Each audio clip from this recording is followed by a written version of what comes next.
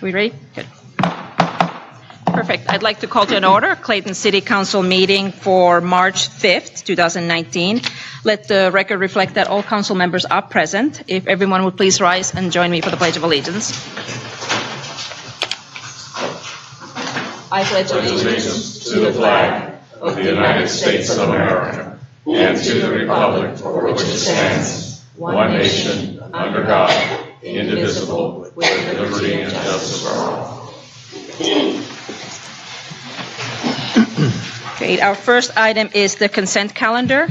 Do I have a motion, or does anybody want to discuss any item? I would move approval of the consent calendar with the correction that was benched today. And the correction is on item 3C. Correct.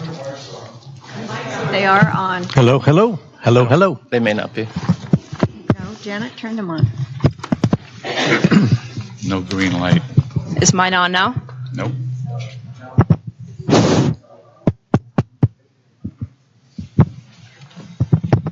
Do we have to start over? I think we're okay.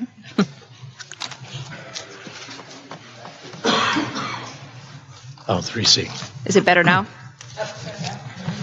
I can hear my echo.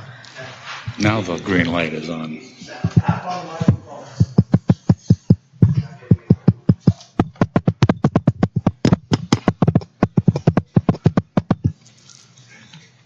One and the two and the three. It's my hearing aid. We heard it. Now I can hear. Is it better now? There we go. Good. Okay, perfect. So so we have a motion for the consent calendar with item 3C as amended on the bench. Is there a second? Actually, it was actually table B that was mostly my question. Table B doesn't indicate any units for 2018. I was just curious if that's intentional or not. There were no building permits issued for 2018. Oh, okay. Oh, so it was just a carry forward. Okay, got it. Yeah. We're good? Perfect. So is there a second for the consent calendar items? I'll second that. Okay, it's been moved and seconded. All those in favor, please say aye. Aye. Aye. Any opposed? Seeing none, that passes unanimously. Then we will move on to item number 4, which is recognitions and presentations. And we are going to start with the Do the Right Thing program. So let me read a little bit about what this month is about. So this month, the character trait we're recognizing is self-discipline, which is for the months of January and February. And we have all 3 schools represented here today. And let me read a little bit about what our brochure says about what self-discipline it is. It is practicing self-control, setting goals and working towards them, and striving for personal improvements. So if I could start by having the Mount Diablo Elementary School Vice Principal Joe Bruner. And I believe he has Sloan Heller-Robbins and Braden Heller-Robbins are coming up here.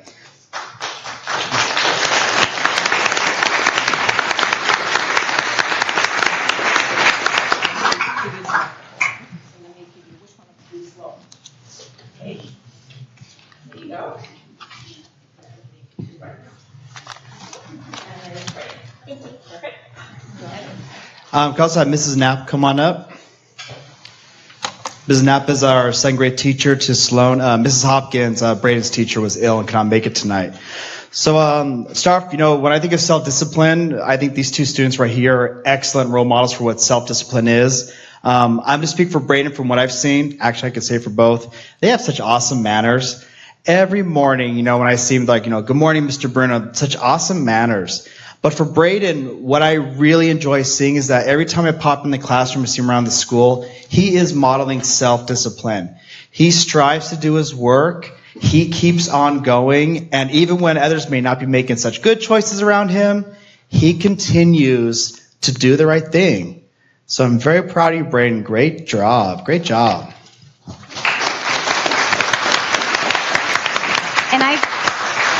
And I can speak for Sloan, but I've been lucky enough to have both these children in my class. So Sloan does the same. I'm so proud of her. She's a joy to have in class. She self-regulates herself for improvement in her own learning, which I think is such an amazing thing at 7 and 8 years old. She has self-discipline to make the right choice when she's surrounded by maybe wrong choices and bad behavior, and she is such an amazing role model, and we are lucky to have her in MDE and our Clayton community. We're lucky to have both of these children. So good job, you guys.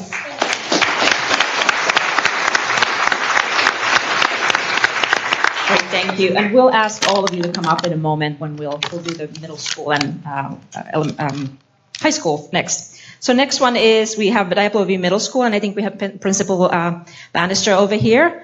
And then we also have Corbin Clifton and Zoe Jonas. Please come on up.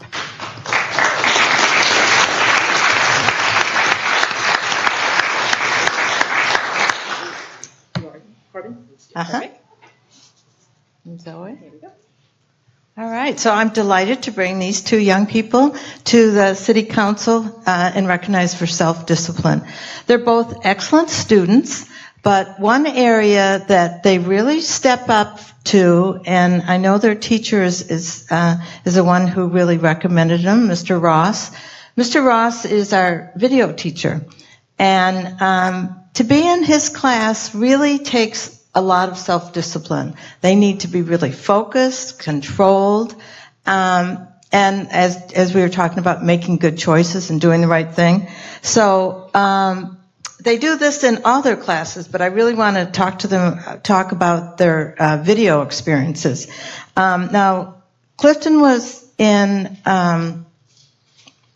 or Corbin was in beginning video last and advanced video this year. So that's for 8th graders. And what Mr. Ross says is he's always positive, friendly, very cordial. But in terms of self-discipline, they need to manage a group. And you can imagine it's not always easy to get a group of middle schoolers to agree on things, but they have to create a movie. They have to start from scratch. They have to write the script. They have to film it. They have to edit it. And it takes a lot of working with other students. And Mr. Ross says that they both are able to control what's happening and really keep kids get them back on track, that they don't always stay on track. Would you agree? Would you agree? Yes, yes. Zoe is very mature, and again, she's very focused, and he sees her making some very wise decisions. Again, they both have to kind of be leaders of their group. And there's, besides writing the script and filming, there's expensive equipment that they're go all over campus. So they need to be trusted, that they're going to be taking care of equipment as well as doing the right thing when they have a lot of freedom on campus. Now, Zoe was in Wake Up last year, and then she's in advanced video. So usually the path is beginning video and advanced, but Mr. Ross really respected Zoe's work in Wake Up, which is our weekly news thing, broadcast. So he asked for her to be in advanced video. So congratulations, both of you. Thank you.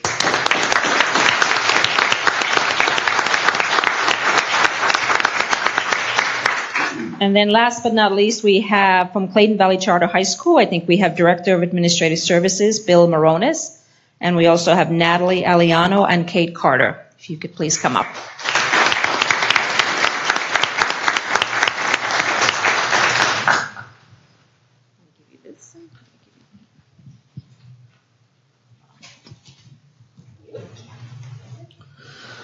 So thank you for inviting us to your meeting this evening. We are extremely proud to present to you both Natalie and Kate. As high school students at Clayton Valley Charter High School, both Natalie and Kate have taken different avenues to exhibit outstanding self-discipline. So first I'm going to just talk about Natalie, and this comes from Sarah, her counselor. Since her freshman year, Natalie has tried to find a balance between her academics and passion for acting. Last year, she made a difficult decision to be placed on full-time independent study, all the while realizing that she would largely be responsible for teaching herself very difficult concepts at an extremely high-performing high school. Has her transcript attest, Natalie has a 3.98 GPA. She has performed flawlessly. Independent study has given her the freedom to pursue commercial and television acting, runway modeling, and specialized training in Los Angeles and San Francisco. She has proven herself to be one of the most diligent, responsible, self-disciplined, poised students that our counseling team has worked with in the last 10 plus years. She is excited and ready to join a diverse collegiate community where she will be able to dive into the worlds full of acting, theater history, and on-camera technique and script analysis. We are extremely proud of Natalie.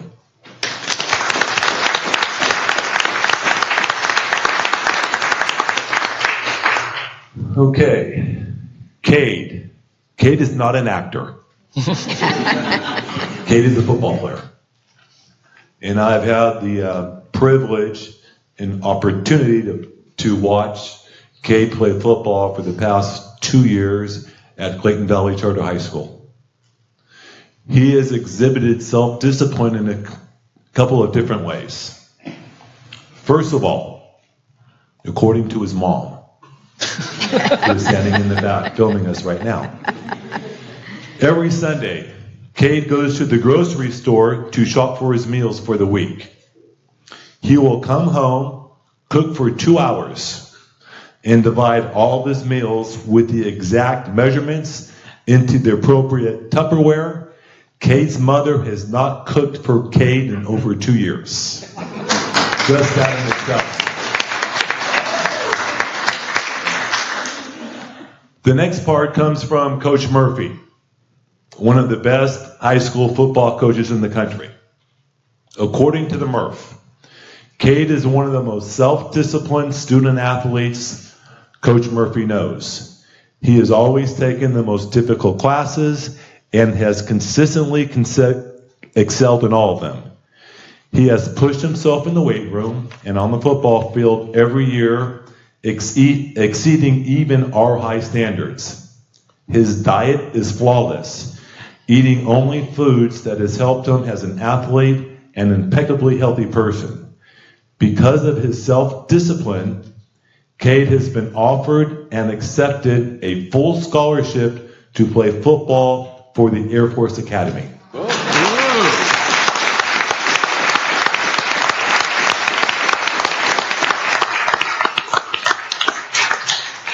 We believe Cade and Natalie will be successful in whatever endeavor they pursue after college and into their careers in their professional life. We are extremely proud of both of these individuals, so please give us a round of applause for both of them.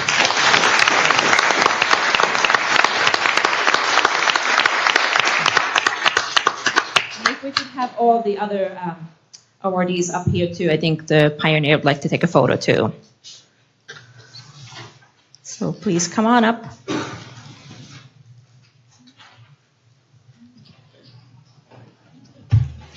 the little guys over here on the left. Kind of the short people. The middle school in the middle. And you're good.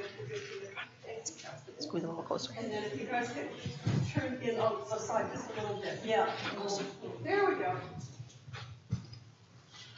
Okay, good. Low light, yes, I know.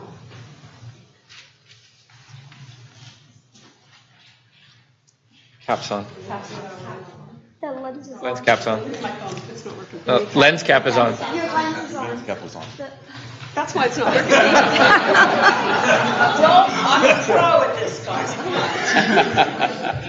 Oh, that's much better.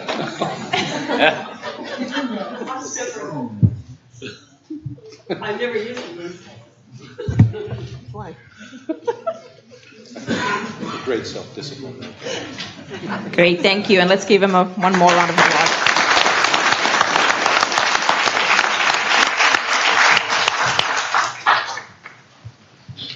Then for our next item, we have a proclamation, and I'd like to ask Alicia Nichols to come over here. She is the district representative for Supervisor Diane Burgess, who is currently representing the unincorporated areas of Byron, Discovery Bay, Diablo, Black Hawk, Camino de Sahara, as well as Clayton. And I think prior to joining the Supervisor Burgess office, you had worked with the former County Supervisor Mary Nayedli Viejo for 3 years. And I believe you and your husband and 2 children also live in Clayton, so we're glad to have you here. So what we're doing today, and this is going to be a lot of reading, so we have a proclamation to provide here that declares March 2019 as the American Red Cross Month. So I'm going to read all of this, so bear with me for a moment. So whereas every year the American Red Cross, the largest humanitarian organization in the world, responds to an average of more than 62,000 disasters across the country, from small home fires to massive disasters. And whereas last year's large crises included overwhelming mudslides in California, an earth-shattering volcano eruption in Hawaii, ravaging wildfires in California and Colorado, destructive hurricanes in Florida and the Carolinas, and a devastating typhoon in the U.S. territories. And whereas thousands of American Red Cross volunteers provided emotional support and around-the-clock shelter for disaster victims, served millions of meals and snacks with community partners, collected 40% of the nation's blood, taught skills that save lives, provided international humanitarian aid, and supported military members and their families.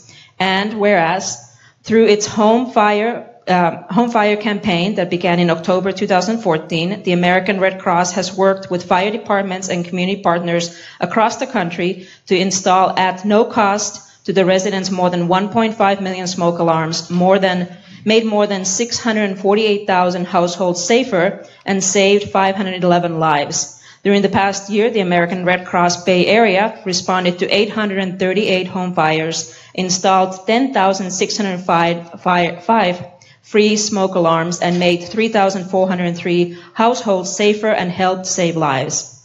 And whereas last year in Contra Costa County, besides responding to 109 local disasters, the American Red Cross has a long history of helping our neighbors by teaching first aid, CPR, AED to 6,595 enrollees, and aquatic and water safety to another 2,173. Red Cross also assisted 1,393 military families and collected 16,025 units of blood from our generous blood donors.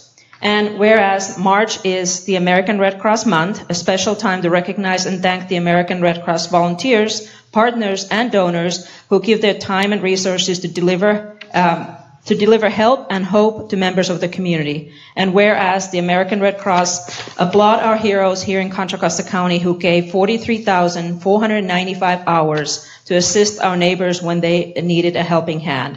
And whereas we dedicate the month of March to all those who support the American Red Cross mission to prevent and alleviate human suffering in the face of emergencies. Our community depends on the American Red Cross, which relies on volunteers and generosity of the public to perform its mission. Now, therefore, I, Tuya Catalano, Mayor, on behalf of the City of Clayton City Council, do hereby proclaim March 2019 as the American Red Cross Month in Clayton, California, and encourage all Americans to support this organization and its humanitarian mission.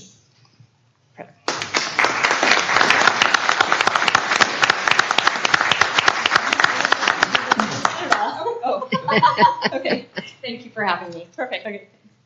Great, thank you. And then we'll move on behind here. So for our next item, we have an overview, and we have a presentation essentially from the administration of the Contra Costa Reentry Network by Contra Costa County Office of Reentry and Justice. And I think we have Laura Delaney and Dante Blue with us today. So if you'd like to give us a presentation, that'd be great. Thank you, Mayor Catalano.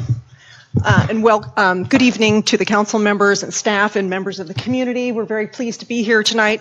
Is this on? Okay. Yes. Okay, great. So we're pleased to be here to speak about the work of the Office of Reentry and Justice and how the county has implemented AB 109. And we're going to talk about the justice reforms here this evening.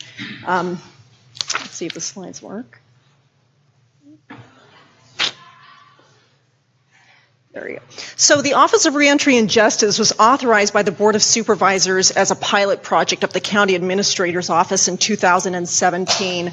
It was initiated by a community advisory board that advises the Community Corrections Partnership about public safety realignment. And we're actually located in Martinez next to the County Administration Building. We are technically employees of the County Administrator's Office. The mission of the office is to advance AB 109 public safety realignment, reentry, and justice-related initiatives in Contra Costa County, and we'll explain a little bit more about what that means as the presentation goes on. The responsibilities of our particular office are to coordinate the array of reentry and justice-related services that are provided countywide in Contra Costa County. We conduct the procurement process and the contract management for the reentry service providers that provide reentry services to the returning residents of Contra Costa County, and we manage the data and evaluation of these reentry services. We're also responsible for developing new initiatives and funding opportunities that come across the county via the state and federal government. We provide project management and staff support to various projects and committees that the county has formed for this work. We foster capacity building for our reentry service providers and develop partnerships among the providers. And we conduct public outreach, information sharing, and community engagement as we're doing here this evening. So where did this work that we're currently undertaking come from?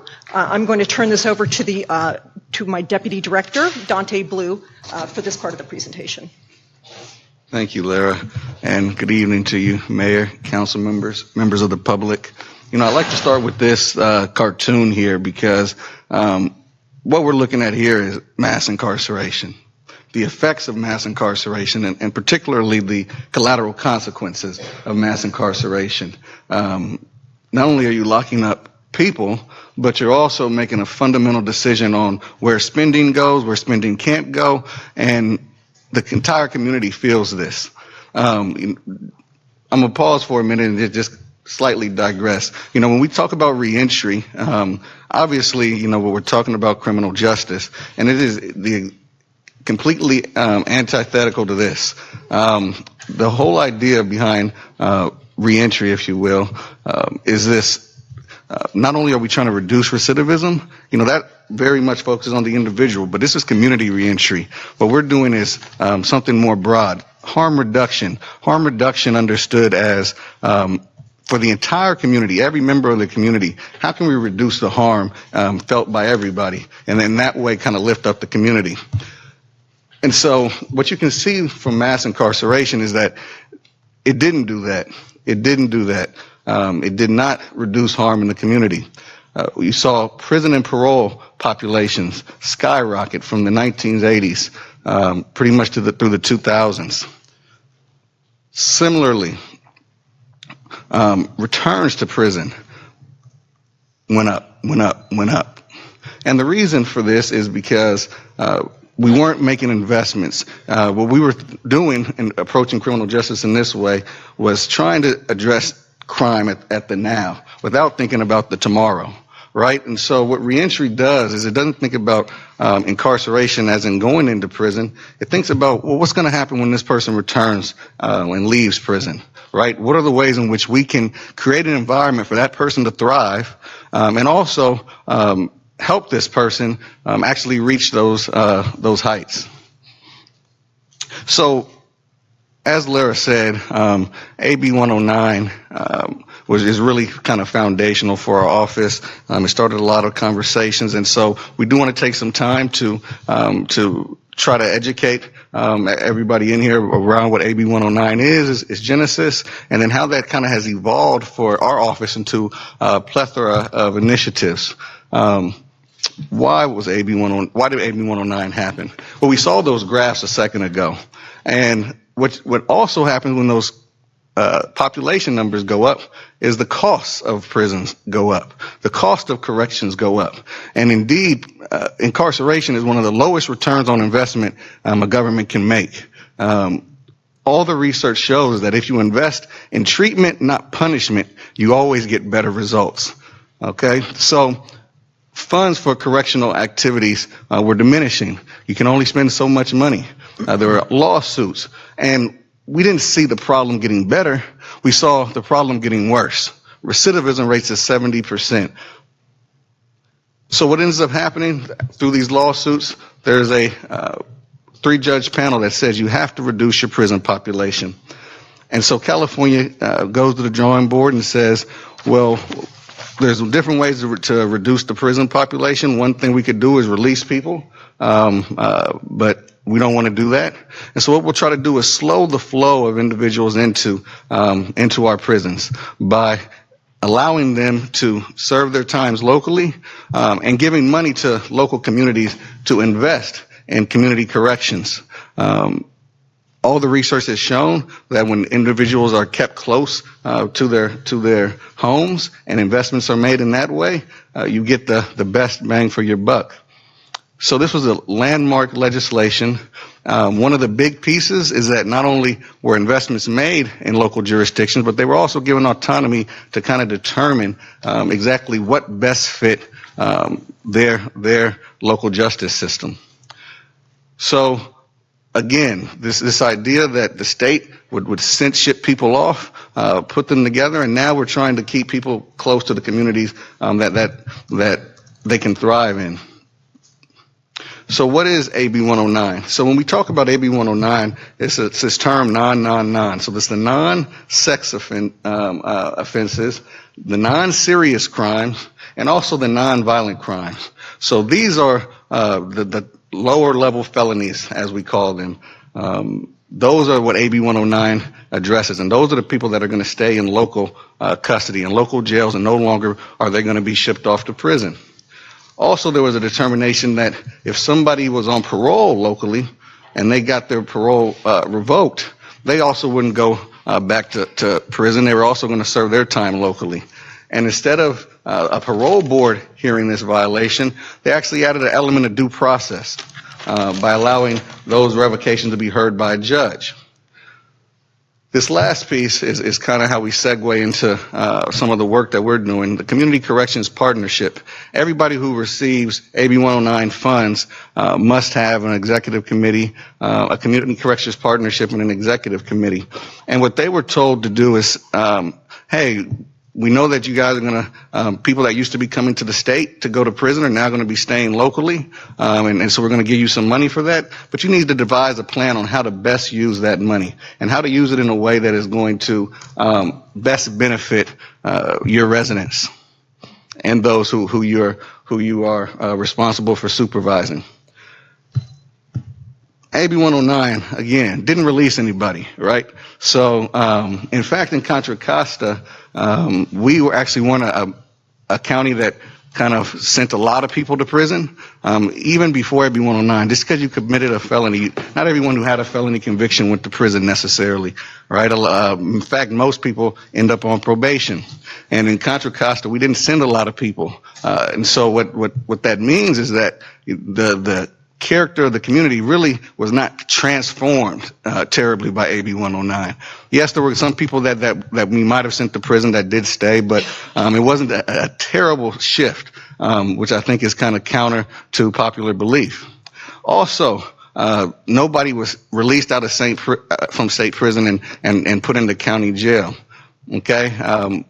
What simply happened is that supervision of those non level crimes, people who have committed those levels of crimes could now be supervised locally once they were convicted. And so I'll pass it back to Lara to talk about some of the funding. So when the state turned these responsibilities over to the county, they also provided us funding to implement these programs. And the funding that was provided to counties is actually constitutionally protected through Prop 30. The revenue is derived from state sales tax revenue and VLF revenue. For Contra Costa County, we get about $26 to $27 million a year to spend. Again, it is at the discretion of the counties, each county in California, how they're going to spend these resources. They have the responsibilities. How they're going to take care of them is up to each county. And again, it is the Community Corrections Partnership that advises the Board of Supervisors on how the money is spent. Here in Contra Costa County, we've spent, that $27 million is allocated in these buckets. We have $13.4 million going directly to law enforcement. As you can see, $8.6 million goes to the sheriff. The probation has a AB 109 unit specifically dedicated to the supervision of AB 109, what we call AB 109ers. That's $2.9 million. And then we actually dedicate $1.1 million of the county's pot to local police. We have AB 109 task forces in the police departments of Antioch, Concord, Pittsburgh, and Richmond. We've also created mental health evaluation teams made up of officers in Walnut Creek, Pittsburgh, and Richmond. And we've developed a Central and East County ceasefire program. So that money all comes out of AB 109. It's for local law enforcement. There's also $5.6 million dedicated to community reentry programs. And these are the programs that we oversee in our office, the Office of Reentry and Justice. The $5.6 million goes towards the development of we have a reentry success center in Richmond that's been designed and implemented to assist folks from all across the county, but of course it's easier accessed by those in West County because we don't have a physical building in either Central or East County to serve people. We've created a reentry network, which is operated by Health Right 360. The reentry network provides connection to the services directly through a team of people, and it's also utilizing a no wrong door approach through a variety of faith organizations and nonprofit organizations who connect people directly to services. They can connect them to the reentry network or directly to service providers. We also provide employment services, housing, mentoring, family reunification services, and civil legal services. All of these services are provided out of what we call the community reentry programs, and there's over $5 million each year devoted to those services. There's also $3.8 million for social services, which include behavioral health services, which are generally substance abuse and mental health treatment services. There's homeless health, housing, and homeless services. $233,000 are detention health services. Receive $1.1 million for the health related to folks in detention, and we dedicate $216,000 for workforce development just within the county's own workforce development board. There's $3.7 million for court and legal processes, and then we have an additional almost $2 million for special programs, which do include $500,000 for an immigration rapid response team, which is called Stand Together Contra Costa. The Public Defender's Office has developed a failure to appear program to reduce the rate that people fail to appear back to court when given a misdemeanor citation. And we have a pretrial services program dedicated $1.2 million each year. As you know, bail reform is a major topic in California, although the bail reform measure that was passed and signed by the governor has now been referended. So it'll be on the ballot for 2020 to ultimately decide bail reform. The county has implemented its own version of bail reform, and we dedicate that money to those services. So that's the money that we have, and now we'll talk a little bit about the population of people we serve. So AB 109 was 2011. So we're almost 8 years in now, and to date we've had about 2,800 individuals who have been under the supervision of probation through AB 109. What this infographic kind of shows you is a snapshot of what criminal justice looks like in Contra Costa.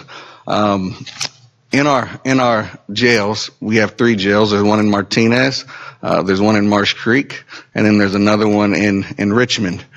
There's usually between 1,300 and 1,500 individuals incarcerated there.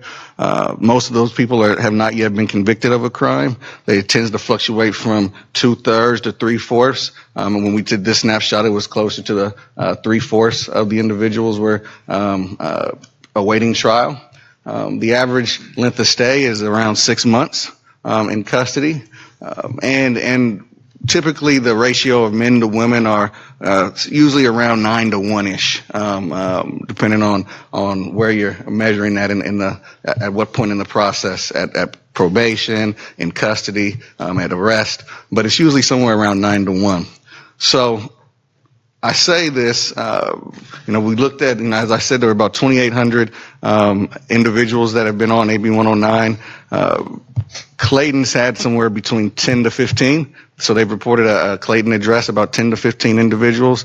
I say 10 to 15 because we know that it's about 10 or 11 or 12, but sometimes individuals might not report their address, or we might have their most recent address, which might not have been the Clayton address, but we're pretty confident in that number, about 10 to 15.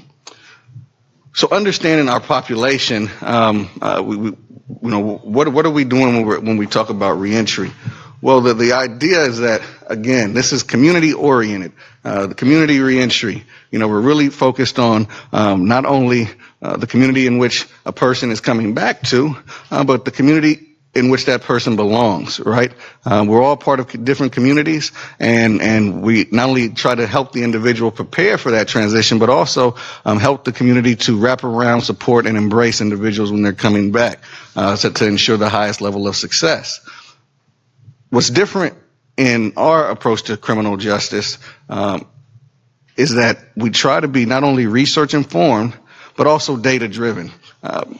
The reason that we got to that graphic that I showed in the beginning is because that wasn't a data-driven approach. Mass incarceration is not driven by data. In fact, it's counter to most of the studies that have been done. And so what this means is that this is why we brought Denise on, and you'll get a chance to hear from her in a second. It means that we're constantly thinking about the ways in which the different actors in our system can share information to improve the way in which they're operating. Continuum of services. So reentry is again, we're thinking about what are the ways in which we can increase the likelihood of a person's success. How can we reduce their risk of recidivating? We're trying to reduce recidivism, and so we're always thinking about, again, it's human-centered, trauma-informed, and we're thinking about how can we achieve justice, fairness, equity. These are some of the important elements of our work. So the way in which it operates is that there are a number of things that the research has shown increases a person's risk of recidivism. There's also these things called stability factors, which is to say that a person who's unstable, meaning they don't have housing, right? You could do all the work in the world to reduce their substance dependency, but the likelihood of that taking hold and being effective is very much reduced if the person's not stable. So one of the things we try to do is stabilize a person through finding housing and then also securing a strong economic foundation. Right? These are those are the stabilization factors where we then try to build upon and address the things that would be driving that person's risk of possibly committing another crime. So if we're able to reduce that risk, it becomes math essentially, right? You're taking recidivism at 70%, the slide I showed before. When we did our measure of our effectiveness of AB 109, that number was around 30%. So again, trying to build services like substance abuse treatment, mental health services, family reunification. These are all important elements of effective reentry. This is also a collaborative endeavor.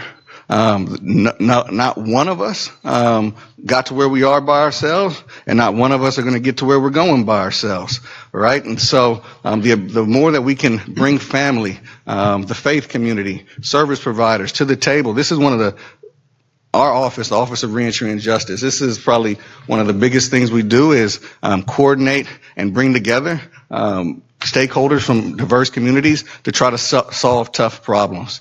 Almost every project that we're involved on is a collaboration of 3 to 5 different partners in one way or another. So understanding that it takes community is an important element of reentry. So since 2011, we've been working. We haven't been just taking money and throwing it under our mattress. We've been trying to build something, and that something is a service delivery model. Lara mentioned it a little bit earlier when she talked about our Success Center in West County and our reentry network serving this region of the county and Central County. And the way in which this operates is that these two elements act as kind of the glue between those that are providing the services and those that need the services. And so not only are they trying to help service providers connect with the population, the right population at the right time, they're also trying to work with that population to make them more receptible and also more susceptible to the services that are being provided to them. So, the reentry network. As Lara said, our Success Center is a brick and mortar shop in Richmond, and I'll talk about that in a second. But our network is something like a virtual network that has these various elements. So you have a network team, you have mentor navigators who meet people where they are to help them navigate the different services. You have these no wrong door sites. I think we're up to 15 or 18 now that are sprinkled out throughout East and Central County.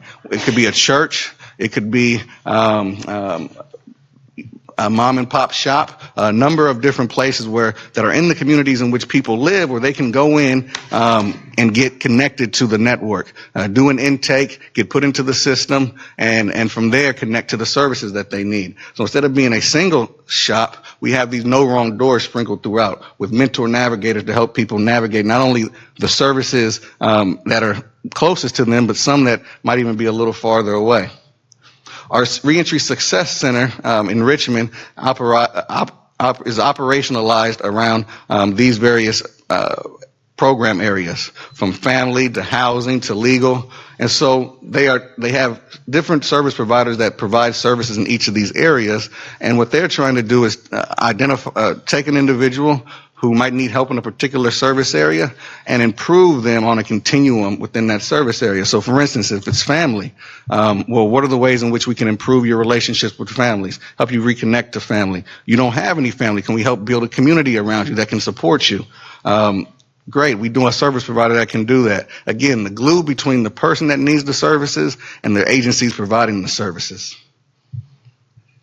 Here's a snapshot. It's a little small here, but these are a number of our funded partners, from Ms. Shirley's down at the bottom there on the left, who provides transitional housing, excellent service provider.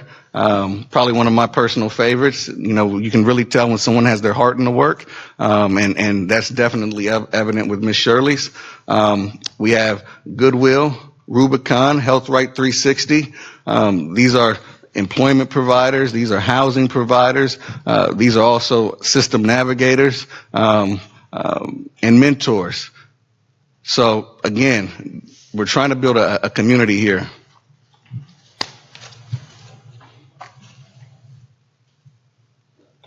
So now I'd like to introduce our research and evaluation manager, Denise Zapkovich.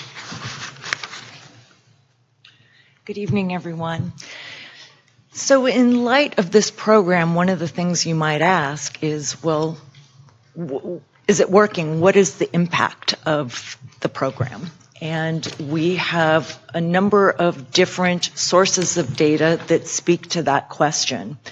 The California Department of Corrections in 2016 and 17 put out a report that speaks to a number of drops in the rates of 3-year convictions.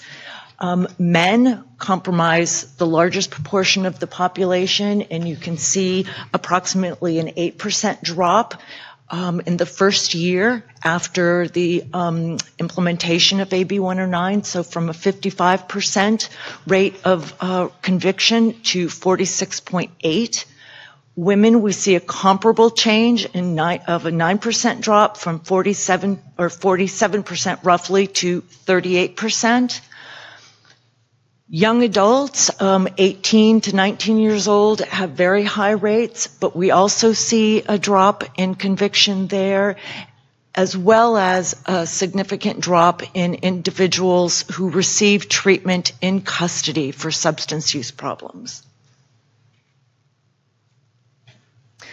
The Public Policy Institute of California in 2017 put out a report on a study that they were conducting that also speaks to changes.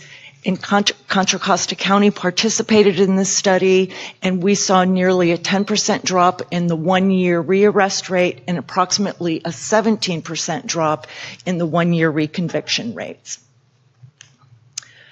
RDA was a consultant for the Office of Reentry and Justice and conducted an evaluation for us the first couple years after the program was implemented, and they also showed a number of significant findings where primarily recidivism occurs most frequently within the first year following release.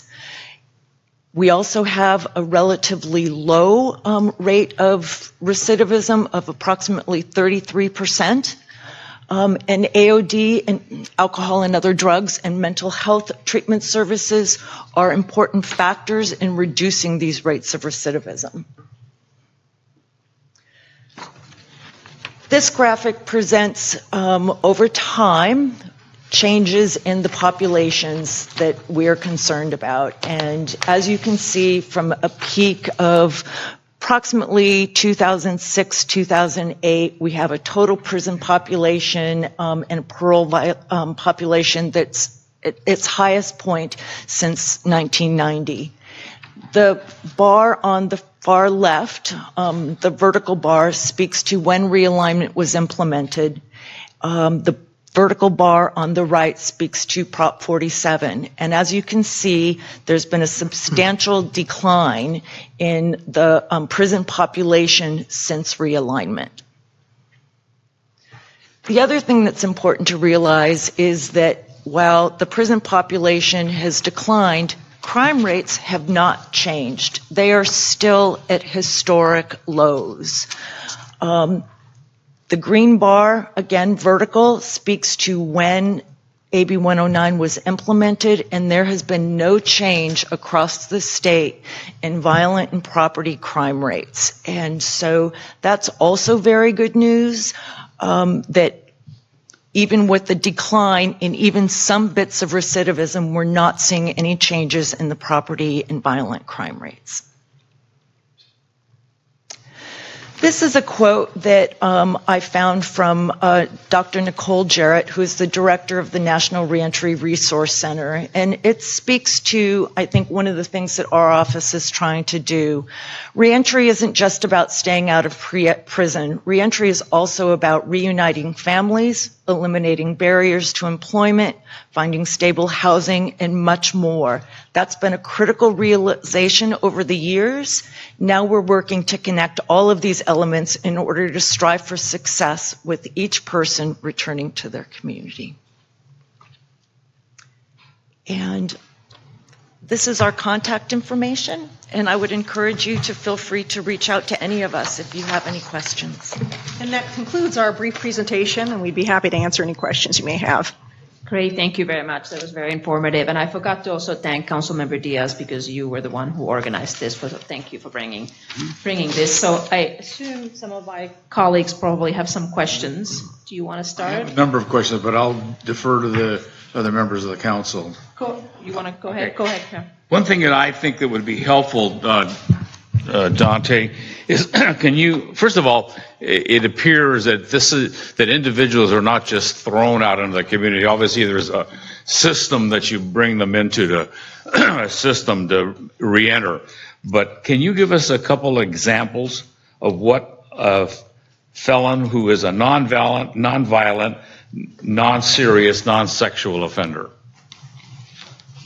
Yeah, so this could be someone who was convicted of, say they were a drug user and had a certain amount of drugs on them and had a possession for sales, right? So that's not as serious, it's not violent, and it's not sexual. This could also be somebody who did some kind of property offense, possibly. Again, theft, not a serious crime, not hurting somebody, not violent, and not sexual. So those are kind of, a couple examples of what you might see. And what kind of supervision are they receiving from the county probation department, if that's the agency that oversees them? Yeah, so there's two types of supervision. So our county probation office, as Lara showed when she ran through the numbers, they have a whole AB 109 unit.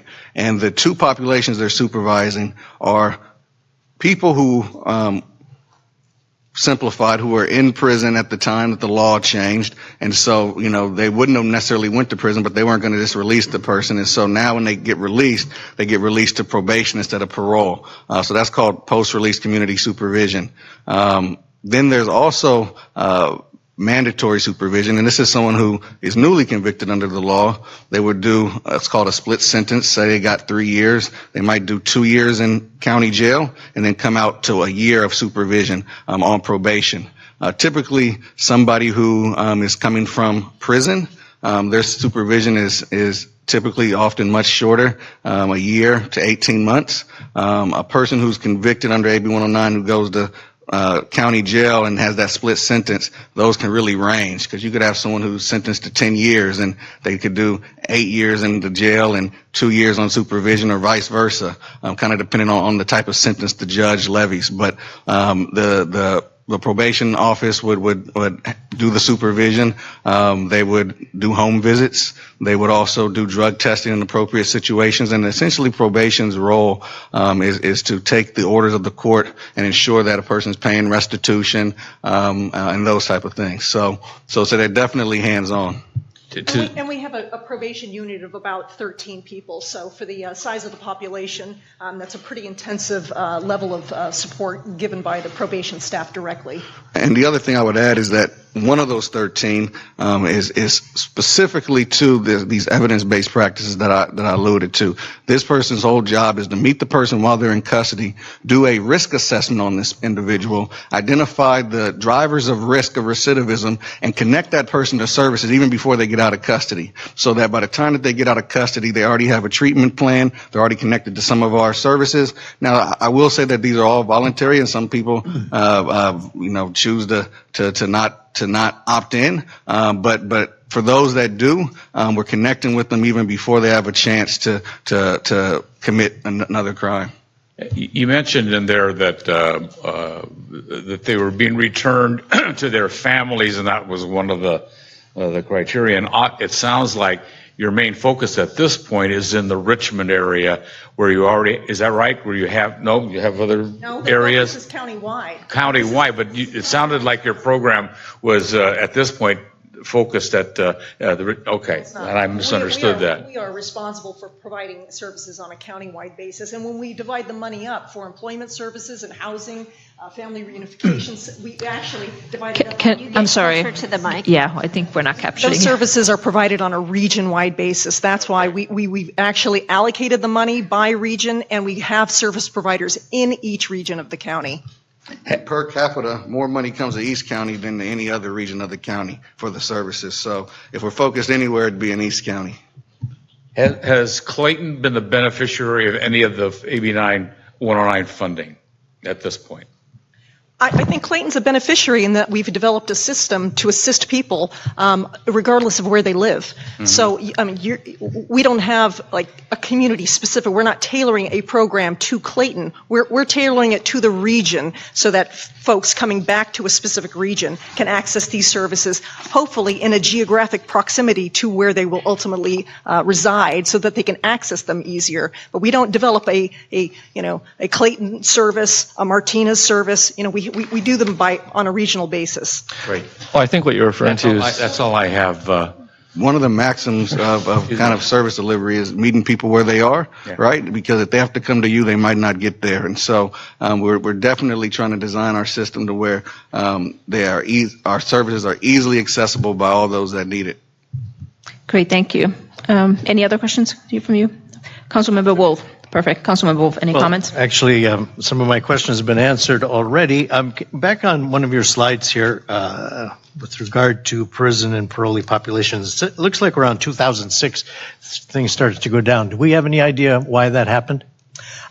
Well, it went down because there was a Supreme Court order to the state to reduce the size of the prison population to 137% of capacity. It was over 150% of capacity at that point. And while the state did try all sorts of means, including shipping prisoners out to other states, they still had a capacity problem. There were health concerns about the inmates, what the health care was being provided to in the prisons, because of all of the conditions and the overcrowding. The California state was required to reduce the prison population, and this was one of the steps. In addition to some of the other things that they tried, realignment was the number one factor in bringing the population down. But they tried a bunch of things prior to this, but they couldn't get the numbers down significantly, and they've still only reached 137% of capacity, which is still over capacity. But this was one of the significant mechanisms to try to reduce the population size.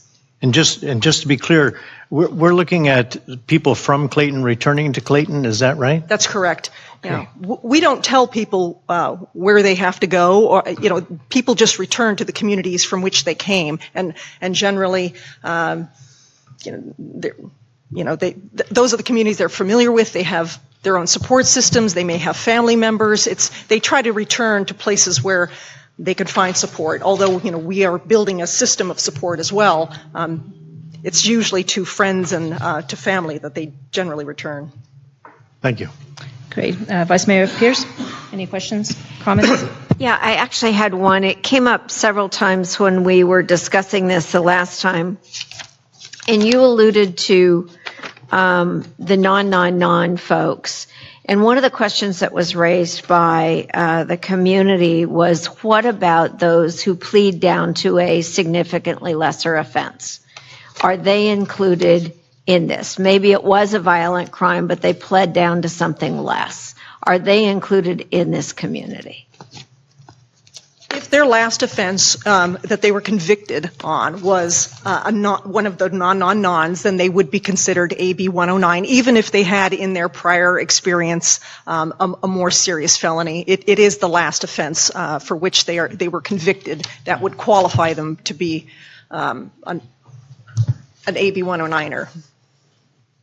Okay, that was my principal question. You've answered most of the rest. Great. Councilmember Juan, any questions? Yeah, I have several.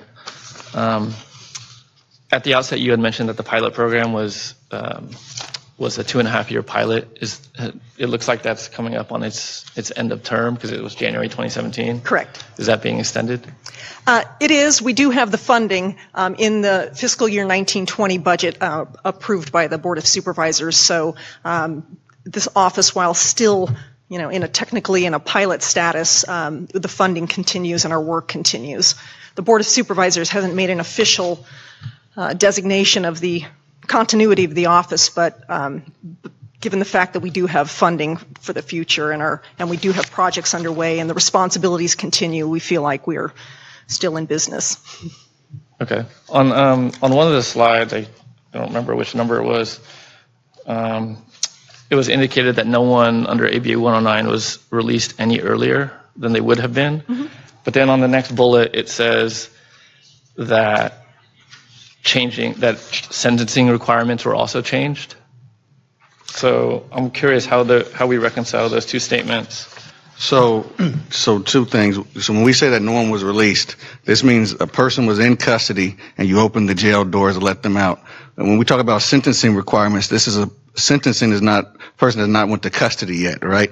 Now, AB 109 also didn't change. That law didn't actually change any sentences in terms of length. It simply changed the location of the sentence or the type of sentence. And as I said, a person might now have a split sentence where they spend part-time in jail, part-time, but they would still have a 5-year sentence. So no change was made into the length of the sentence, but how or where it was served. And no one was released out of custody. So anybody who was in custody at that time, AB 109 opened no doors for them. It just changed where the sentence was served. So previously, for some of those non offenses, you could be committed to state prison, but now you can't. You have to serve your time if you've committed one of those offenses in the local jail. That's what changed. But the overall length of time was not affected in any way? Correct. Okay. You've mentioned several times about the non. The list of criminal activity that's eligible under AB 109, do you think that any of those there would be considered violent? I think I looked up the list of criminal offenses that would qualify, and there are things like brandishing a firearm while in a vehicle. Is that violent? So the reason that it's called non is that there are penal code statutes. So for instance, for the non-sex, there's 290s. So it's a sex registration. There's also penal code sections for enhancements when a crime is serious, and also enhancements when a crime is violent. And so it pulls from those lists to say that this is a non-qualifying offense to either be a sex offense under 290, a enhanceable serious crime, or an enhanceable violent crime. So I think we could definitely say whether if I walk over and pull a pen out of your hand, whether that's violence or not, right? We could talk about the crimes, but the reason that they call them non is really because that's how the penal code categorizes those type of crimes. Sure, and I understand that's how it's done. I mean, I think that kind of does violence to the English language, because there are things like removal of an officer's firearm while resisting arrest. That's considered non-violent and non-serious. I think, there are things like, I have a list: second-degree burglary, possession of a weapon on school grounds, battery of a police officer with injury. Those seem violent to me.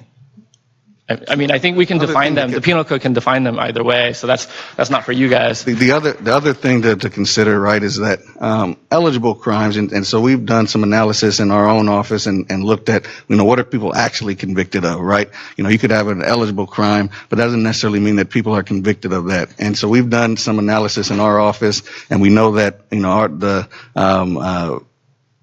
where we would classify people as violent, even in their entire history, was less than 5%, right? 3% or so, where we're something that we might classify as violent. So I hear you, and there's no argument to for me to say how things should be classified. But what I will say is that the whole idea behind 109 is trying to reduce subsequent commissions of crime, right? These are individuals who, whatever they've done yesterday, they've done yesterday. And what we have to really think about is what's going to happen tomorrow, right? And how can we prevent something from happening tomorrow? And that's really where we focus our energies and our efforts. Okay. So you had mentioned that mass incarceration, when you showed the graph, that didn't reduce harm. Right? I think that's what we said. I'm curious how we make that assertion. I mean, I think it could be that the general population is better off and the people that are incarcerated are worse off. But if we talk about the net harm to everyone, are we calculating that as well, or are we just focusing on those persons that are either incarcerated or on a release program? Yeah, so, I think there's a number of often kind of misconceptions when you talk about criminal justice. One big one that I think is an assumption by a lot of people is that people who have been a victim of crime don't support rehabilitation. And in fact, the National Institute for Corrections has a facts and myth document. There's 5 of them in there, and that's one of them as a myth. There are a number of people who have been a victim of crime who opt into restorative programs because in their eyes, like I said, in their eyes, what's happened to them has happened, and their interest often is preventing subsequent harm from happening. So how can we restore? How can we prevent future victimization? And this is really where we focus on in our work. Okay. Does AB 109 impose any requirements on cities? No, Okay. not that I'm aware of. Is the county able to impose requirements on cities in its attempt to handle the influx of redirected persons from state prison? No. Okay. Has one of the groups that was described here, I forget the name, Shelter Inc. Is this a group that would provide housing services to incarcerated persons? Yes, they do. They've been in Contra Costa County, I think, for more than 40 years, providing housing assistance, housing placement, transitional housing, supported housing. They're one of the, I think, the longest established housing providers in the county. Okay. I think one of Councilmember Diaz's question about funding directed to the city of Clayton, I think what he was, if I read you correctly, in one of the slides it talks about there's a breakdown of funds and how they were directed to various cities and local police. I think the question was, has any of that funding come to the city of Clayton directly? No, it has not. Those funding requests are made by the County Police Chiefs Association, and it comes directly from them to the Community Corrections Partnership. The jurisdictions that have requested funding and have received funding are the ones that we listed earlier. Okay. Based on your understanding of our city, the approximate 4 square miles that we have with subjectively little access to these services, would you say that Clayton is able to provide the continuum of services that you described that would increase the chance of successful reentry?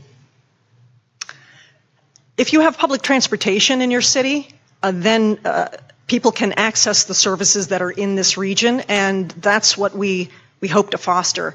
We know we can't have service providers in we have 19 cities in Contra Costa County, and we cannot have the full continuum of services in each and every city. So what we hope to do is to put these, to locate service providers in a region that can serve a regional network of folks and connect them through accessible transportation.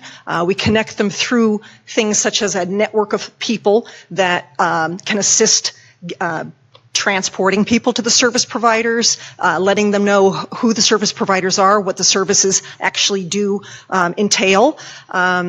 That's what the Reentry Network was established for. And then having a mentor navigator component of that means it's volunteers that walk beside these individuals and are there to mentor them in their reintegration back into the community. And that's a significant component as well. You know, people can't do it on their own, and these service providers are limited by the hours of operation, and yet people may be in need of services at any time of the day or night or weekend, and having volunteers is a critical component as well. So we do rely on folks to step up and support these individuals in addition to our service providers.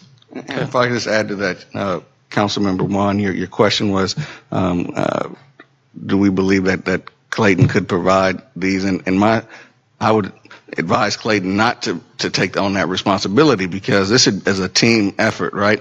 It's not Clayton's responsibility, it's all of our responsibility. And as Lara said, you know, we're trying to bring as many members to the table to address the issue. And our office would certainly invite City of Clayton to come sit at the table and be part of our partnership. We hold administrators meetings, and in fact, the City of San Pablo sometimes sends someone from their police department to participate in the meeting. You know, our thing is that if there are needs that you guys are seeing in your community, services that could be helping residents in Contra Costa, we want to try to help them get what they need, right? And so we want to be partners in the kind of solution, and not, you know, it's not adversarial. We know, hey, how can we work together to solve that issue? Yeah, I think I understand what you're saying. I was kind of going the opposite way on that one. But I guess ultimately, if a city refused to allow the ORJ to operate its business within the city, would the ORJ feel necessary to litigate? We are simply an office of the county. We are part of county administration. We don't challenge our cities. We work with, we are an arm of government here. We don't oppose and litigate against our fellow cities. Okay, thank you. Great, thank you. So I had one other question. So it sounds like you have about 2,800 persons in the reentry program overall, countywide, and I think you mentioned about 10 to 15 in Clayton. So those people, since we don't have parallel like group homes, so I assume those are individuals I want to living. clarify that stat. So since 2011, 2,800 have come through the program. Sorry. Not 2,800 are in the program now, and there's 15 in Clayton right now. I didn't pull the active number, but it's probably somewhere around 2 or 3 is what I would say. Right now in the program, the active number is actually 600-ish, with 2 or 3 probably in Clayton. So I guess once they're done with their sentence, then they fall off the numbers, and then they're no longer counted in those. An active number, correct. Yeah. So in terms of like the 10 to 15 people from Clayton who've gone through the program or currently in the program, so those are typically, I assume, people who they lived in Clayton, so they're going to go back to their homes, back to their families, so that's really what they're doing, I assume. Right, and we're trying to help that they reintegrate back into the community successfully, that they have an economic base on which they can pursue the rest of their lives. They have secure housing. They have the services that they need to be productive members of the community. That's our role. Great. And that's all I had. So Vice Mayor Pierce. Yeah, your last couple of answers actually prompted a couple of questions. The concern that we are looking at is we understand that you administer a program which is implemented largely by nonprofit groups. Well, just the community programs element. Okay. As we showed you earlier, the county has $27 million, Right. and it is spread across a variety of uses. And part of that's run by some of the nonprofits is the potential for group homes. Is that right? The housing element, there's over $1,200,000 that we dedicate to housing services. Okay. And so the location of those is decided by the nonprofits? Is that correct? That is correct. Okay. And The so county does not dictate where the housing needs to go. We simply say, we have this pot of money available. We need housing resources in our communities. Where can you provide them for us? And they should be provided in proximity to the population. So, we give them estimates of how many potential clients they would have in each region of the county, and we ask them to establish housing services in those regions. So I think something to add to that is that, they're doing the hunting on where is the real estate and who are the land owners to work with or where that housing stock is. Our role is to kind of approve or not approve, a selected place. And so if someone, wanted to open a place that was far off and not to where this person could be supported, I couldn't see our office endorsing that unless there was a strong plan to kind of foster the success of individuals that are coming into that home. I mean, that's where we base our services on, is trying to increase the person's likelihood of successfully reintegrating into the community from which they came. Okay, so you mentioned needing to be near some kind of public transit. We're a little out in the sticks, so our transit is not great, but we do have it, but it's not as frequent as it might be. The supervision in these group homes run by nonprofits, is that a 24/7 supervision by a volunteer? By a paid staff. By a paid staff. Okay.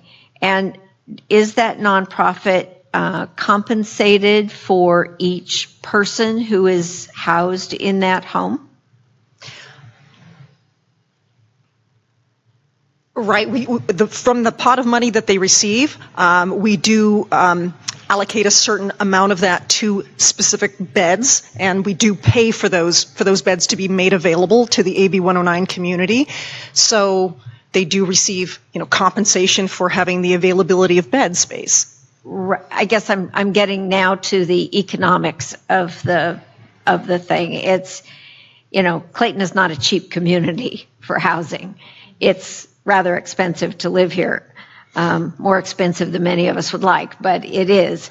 And so I guess I'm questioning the viability and the economics of establishing something in this community, and I'm wondering what that per bed fee amounts to. So there's different models of housing individuals.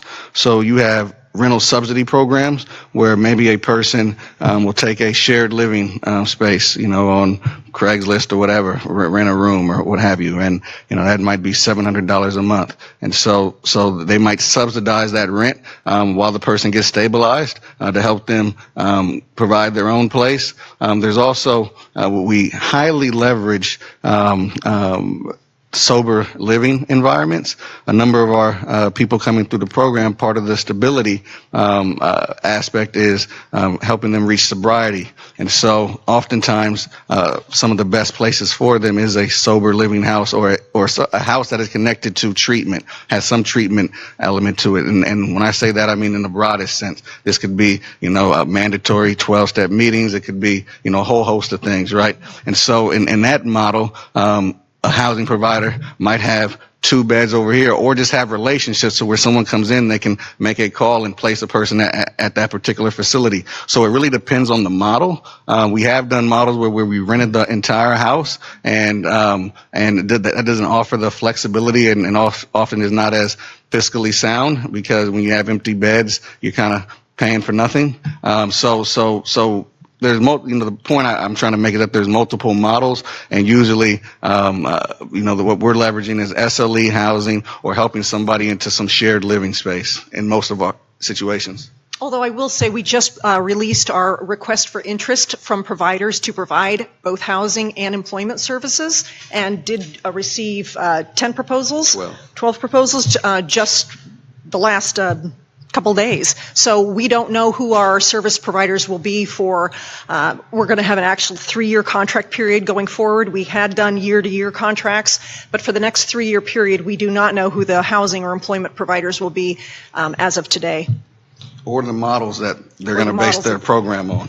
I understand. So I think my last question is, do most of these individuals have access to auto transportation, or are they reliant strictly on public transportation? It's a mix. It's hard for us to, we do see a reliance on public transportation, but some manage to have their own resources and have autos. But okay. So what's the percentage of them that actually might be employed in a regular job? We don't have a percent yet for an entire population. Okay. We don't have those numbers as yet. Do you have any sense of, is it a majority? Is it mostly not? Do you know? Well, since AB 109 was only put into effect in our county with service provision in 2013, we only have a couple of years of data, and getting actual data from the service providers into one consistent data platform has been a large part of our work so far. I couldn't give you with any confidence right now any percentage, and I wouldn't want to do that. Okay. The other thing I would say, as I mentioned earlier, everybody on AB 109 doesn't necessarily come through our programs, and so there could be a number of people out there who are employed, and that's why they're not coming through our programs. They're doing well, right? They don't need our programs, and so we wouldn't necessarily have information for these individuals. The people who we are, and this is one of the reasons we brought on our data and evaluation managers, because this is going to be one of our important data elements as we go through this new contract term, is to really try to tie in housing and employment so that we get a real sense of how people are housed, and then also not only if people are employed, but the quality of that job as well. So those are standards that we're establishing right now. This is a continuous quality improvement project, and so this is something that we're adding.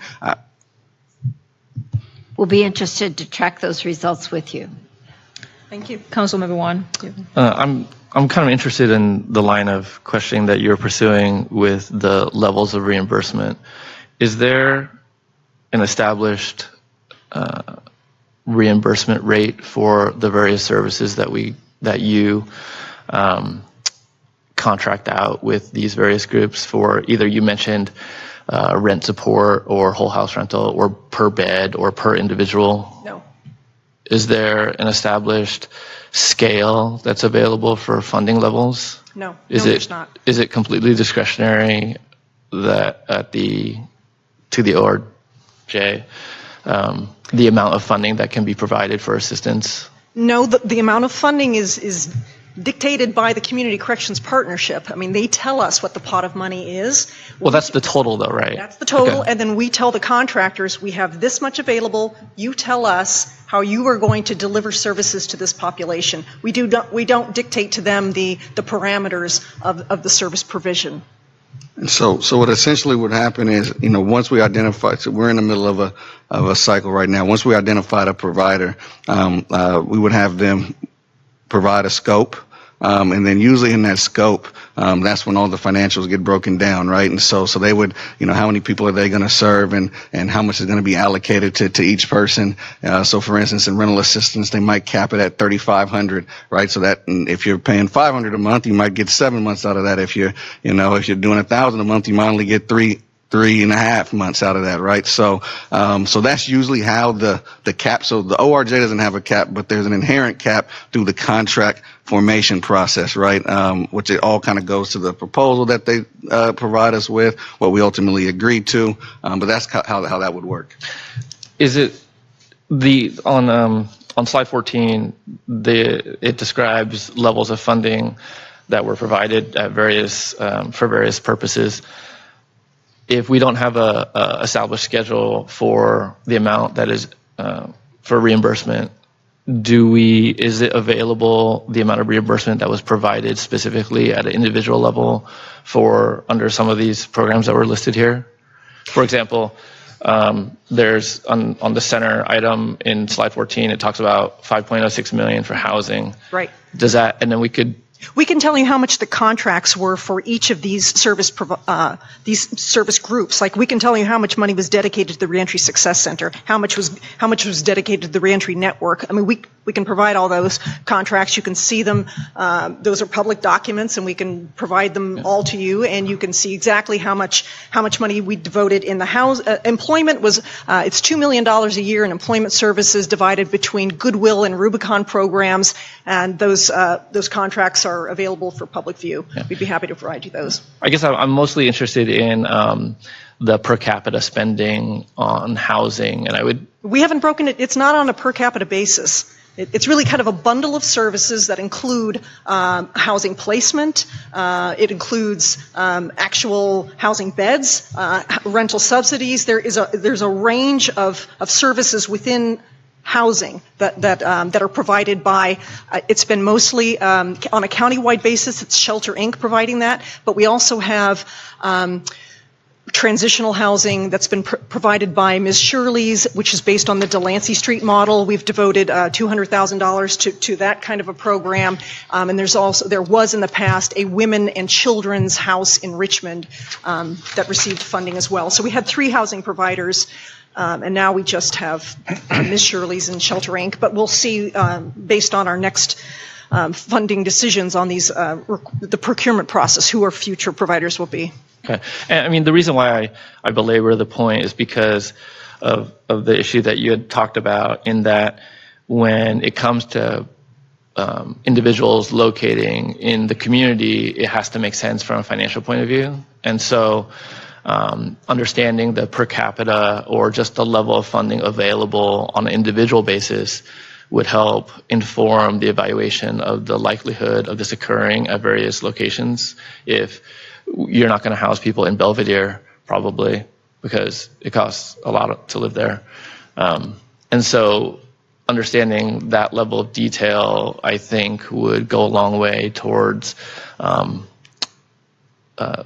transparency about where people are even able to go. I mean, we could rule out certain areas just because of cost, and I'm not sure if we could do that. And I would think that the data analytics that would be useful information, at least even for me, but also I think for you as well, where you would want to target your services. So just a thought. Great. Thank you very much for the presentation and for answering all of our questions. Mayor, I'm sorry, if I might. City Manager, please. Thank you. Hi, Lara and Dante. Thanks for being here. I was curious about the statistic on the Clayton addresses, the 10 to 15 over the time period, 2 to 3 current. Would you happen to know offhand, has that been captured by Clayton proper? Because our zip code is actually larger than the city itself. It's probably zip code determined. We'd have to ask our probation office that provided us that specific number, but I do believe it'd be based on zip codes, so it may not be incorporated only. It could include some of the unincorporated. Okay, fair enough. And then the follow-up question, my understanding, based upon what you've represented tonight, is the individuals that have been assisted through this program have largely been on an individualized basis, maybe 2, in a beds, but not in a community or group housing situation, at least in this area. Correct. There has not been any group type of housing in Clayton provided through this funding. Okay. Thank you. I have one more follow-up, actually. Go ahead. You had mentioned that that you're looking at the 3-year cycle and you're planning, and you had done a request for RFP. I don't know if it's called an RFP or not. Right. We did an RFI initially and then an RFP next. Yeah. Okay. Do those operators, they're not based in any given location? Are they pretty much throughout the region, or do they operate in specific localities? The ones that, I don't know if you've opened them yet.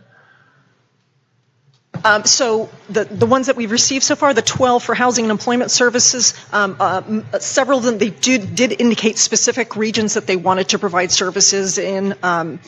Some indicated countywide service provision, but there were a couple that indicated only West County. I'm not sure if we may have had one East County only, but for the majority of them were interested in providing services on a countywide basis. Countywide, okay. Thank you. Great. So, I have one final follow-up. I want to thank Director Delaney and Deputy Director Blue for coming out tonight. They have offered to work with the City of Clayton in providing 2, maybe 1 to 2 additional outreach meetings that we would have, that we would facilitate either here at the Hoyer Hall or even possibly over at the gym, depending upon what level of interest that the community has. We want to continue the community outreach. So thank you. Great. So thank you again. Thank you. For all that information. I wasn't sure how to Then we will move on to item 5, which is reports. We don't have a Planning Commission or Trails and Landscaping Committee report today. City Manager staff, any report? Okay. So then we'll have the council reports. Councilmember Juan, would you like to start? Sure. I mostly spent the better part since our last meeting talking about this meeting with, I don't know, the better part of 50 or 100 people. So that's all I've done. Okay. Vice Mayor Pierce? Sure. We had a Contra Costa Transportation Authority meeting at which I was chosen to be the next vice chair for the next year. Also met with attended the Greater East Bay League of California Cities meeting where we had a presentation on the CASA program through the Metropolitan Transportation Commission and the Association of Bay Area Governments. We had a Metropolitan Transportation Commission meeting and a going away party for the now former Executive Director Steve Heminger, and welcomed our new Executive Director Therese McMillan, who we stole from LA Metro, and also attended a women's transportation seminar reception for several of the new appointees in the transportation world in the Bay Area. That's it. Great, thank you. Councilmember Wolf? Well, aside from meeting with several constituents, I met with the staff, city staff, and finished my orientation with them. In fact, I just finished today with Mindy, so that was good. Had the Library Foundation meeting, and also attended the East Contra Costa Habitat Conservancy meeting in Pittsburgh, along with the CBCA, and I think that is it. Great, thank you. Councilmember Diaz? I too attended the CBC general membership meeting, and on Sunday was a judge at the 19th annual Clayton Club annual cook-off, chili cook-off. That was quite an event, and I think I've reached my capacity on chili. Also, later that evening, my alter ego performed at the Clayton Club to entertain the people that we had there till 7 o'clock that night. And then last night, we are continuing to plan for the upcoming 24th annual Art and Wine Festival on the last weekend in April. Thank you. Great, thank you. And then for me, so I attended on February 25th the East Contra Costa County Habitat Conservancy Governing Board, which I'm now the delegate for. So this is a group between the cities of Oakley, Pittsburgh, Brentwood, Clayton, and then the county. One item of interest was that so in May 2018, the Antioch E-BART extension opened, and they have a parking lot currently with 1,000 vehicles. And apparently it's a very popular route and a very popular parking lot that fills up about 6:30 a.m. So one of the things that was in front of the board and requiring the Habitat Conservancy Board's approval was expansion of that parking lot. So they're going to be looking at expanding the capacity by another 800 vehicles. So one of the questions I asked, since most of our residents do not come on BART in Antioch, but we park either in Concord, Pleasant Hill, or Walnut Creek, is what BART had plans for in terms of the capacity. So they are looking at, BART is also looking at increasing the frequency so that, and I think from BART's perspective, they look at the, now there seems to be a rush for all the people coming on from Antioch to get to the lot by 6:30 a.m. and that they think that it would just sort of spread out more even later in the morning. So apparently, from BART's perspective, no impact on us. And then on Sunday, March 3rd, I also attended the chili cook-off as a judge. I know nothing about chili, but somehow survived through in the panel. And then last night on March 4th, I also attended the CPCA Art and Wine Committee meeting. So then that concludes my report, but I do have one other item. I'd like to ask our Community Development Director, Mindy Kentry, to come up.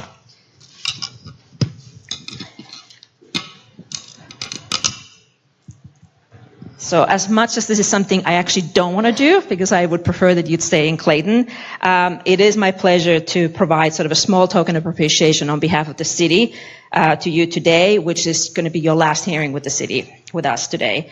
So I had an opportunity to work with you both on the Planning Commission as well as the City Council. Running a planning department of this size in a city of ours is not an easy task. You don't have many delegation opportunities, and then not only are you sort of involved in a day-to-day projects, you also have to be very knowledgeable and involved in everything that's coming from Sacramento and new regulations. So basically you have to know a lot about a lot of things. So it's not an easy task, but you have certainly handled it very well. I think the city is going to miss your professionalism, your responsiveness, a wide spectrum of knowledge that you have, and overall your dedication to the job and the city. I also want to recognize, although you were not running for office and you're not an elected official, I think you were dragged into our election discussions last year, which is very unfortunate. So I'm hopeful that in the future, sort of the campaigning and remarks are directed at us elected officials and candidates only, and our staff is not pulled into it. Sadly, it happened to you, but I just want to make a note that much of that talk was definitely misplaced and inaccurate. So I just want to acknowledge that. But having worked with many, many planners and planning directors in different cities over the years, it's definitely our loss to have you leave. So I would like to thank you and also provide you this plaque that says that with sincere appreciation to Mindy Kentry, Community Development Director, for valued service to the Clayton community, June 2015 through March 2019.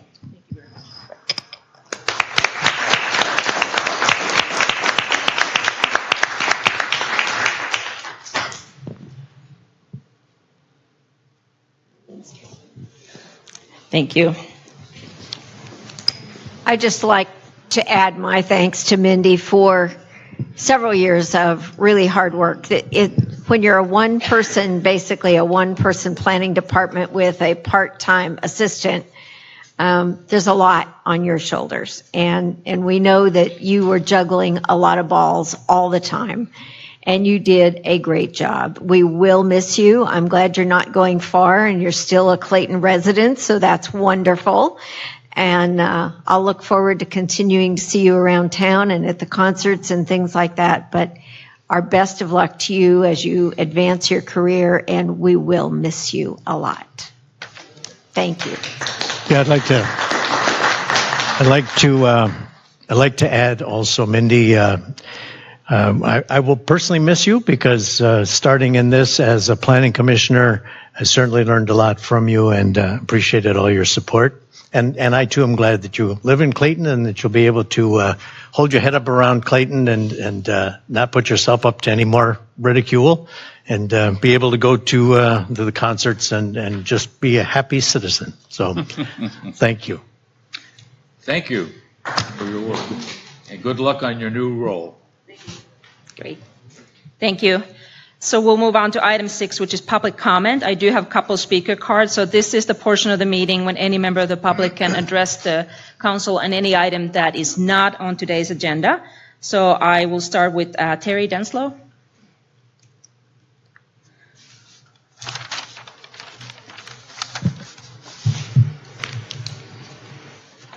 Thank you, Mayor. First off, happy Mardi Gras.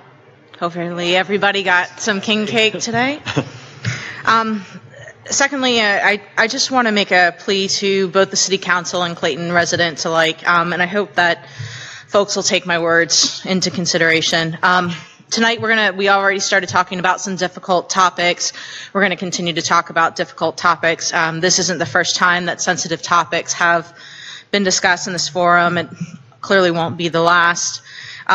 One thing I wanted to mention, while I'm a strong advocate of change and holding each other accountable, I must pause for a moment and mention that making lasting change and improvements is a balance of both accountability, empathy, compassion, and kindness are needed. And addressing to Clayton citizens, while you might not agree with the perspectives of both the City Council members or your fellow neighbors, I question what greater purpose that it serves to personally defame either your residents, your fellow residents, or the City Council members, either personally here in this forum or over social media. I look at it as your voice is your vote, and constructive engagements helps the city to develop and shape the policy recommendations if we can do this in a constructive manner. Same thing, I guess, that I'd like to address to the City Council. While all the time we may not agree or understand the perspectives of the peers, intolerance or disrespect, to each other while working through some of these doesn't productively serve the greater good of the city either. And so, kind of in closing, we're all leaders here in the community and role models to the generation behind us. We're a strong vocal community. As our guests are starting to see, we're a strong vocal community, and we're better when we work toward this common goal, that we all want to have happy, healthy families and enjoy our lives with them. But when we go about our goals in different ways, even though our core values are the same, and we're much stronger when we celebrate our differences in a constructive manner, rather than allowing them to divide us. So, I encourage all of, everyone as we get into these discussions tonight with the residents and the council, keep in mind that we're always the advocates of the change that we want to see in the world, and we have a responsibility to help shape the generation behind us because they look at us as the example of what's right and wrong. So let's help do that in a productive way. Great, thank you. Then Ann Stanaway.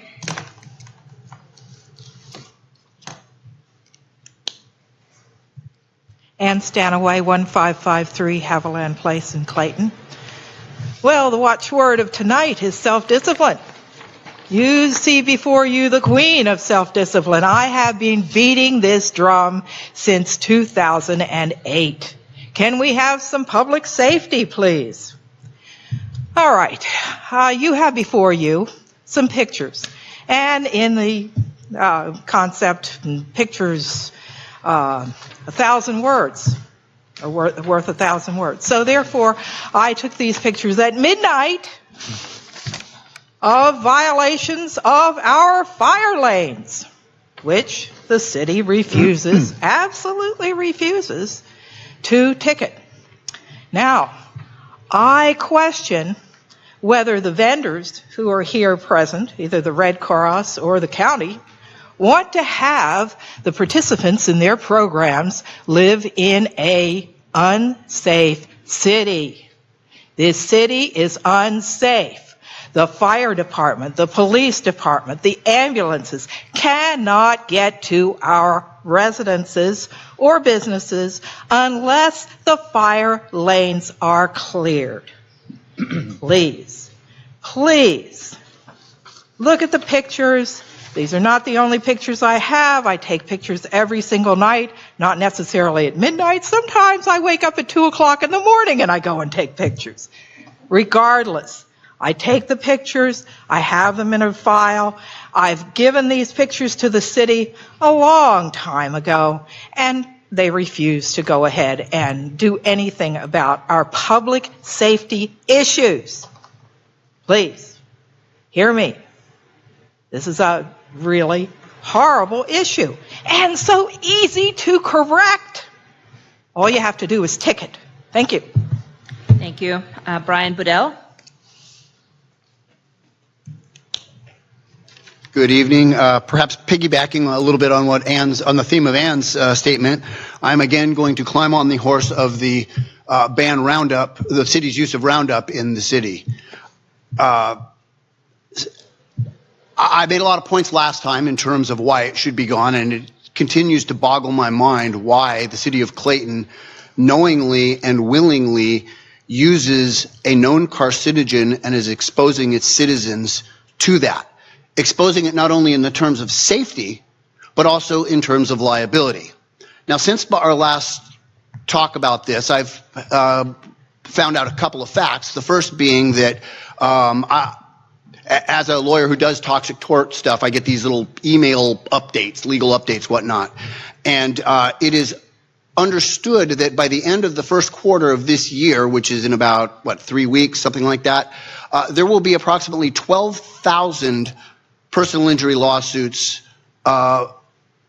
alleging harm from the use of Roundup in the United States. That's the United States. That's not California. It's not local to this area.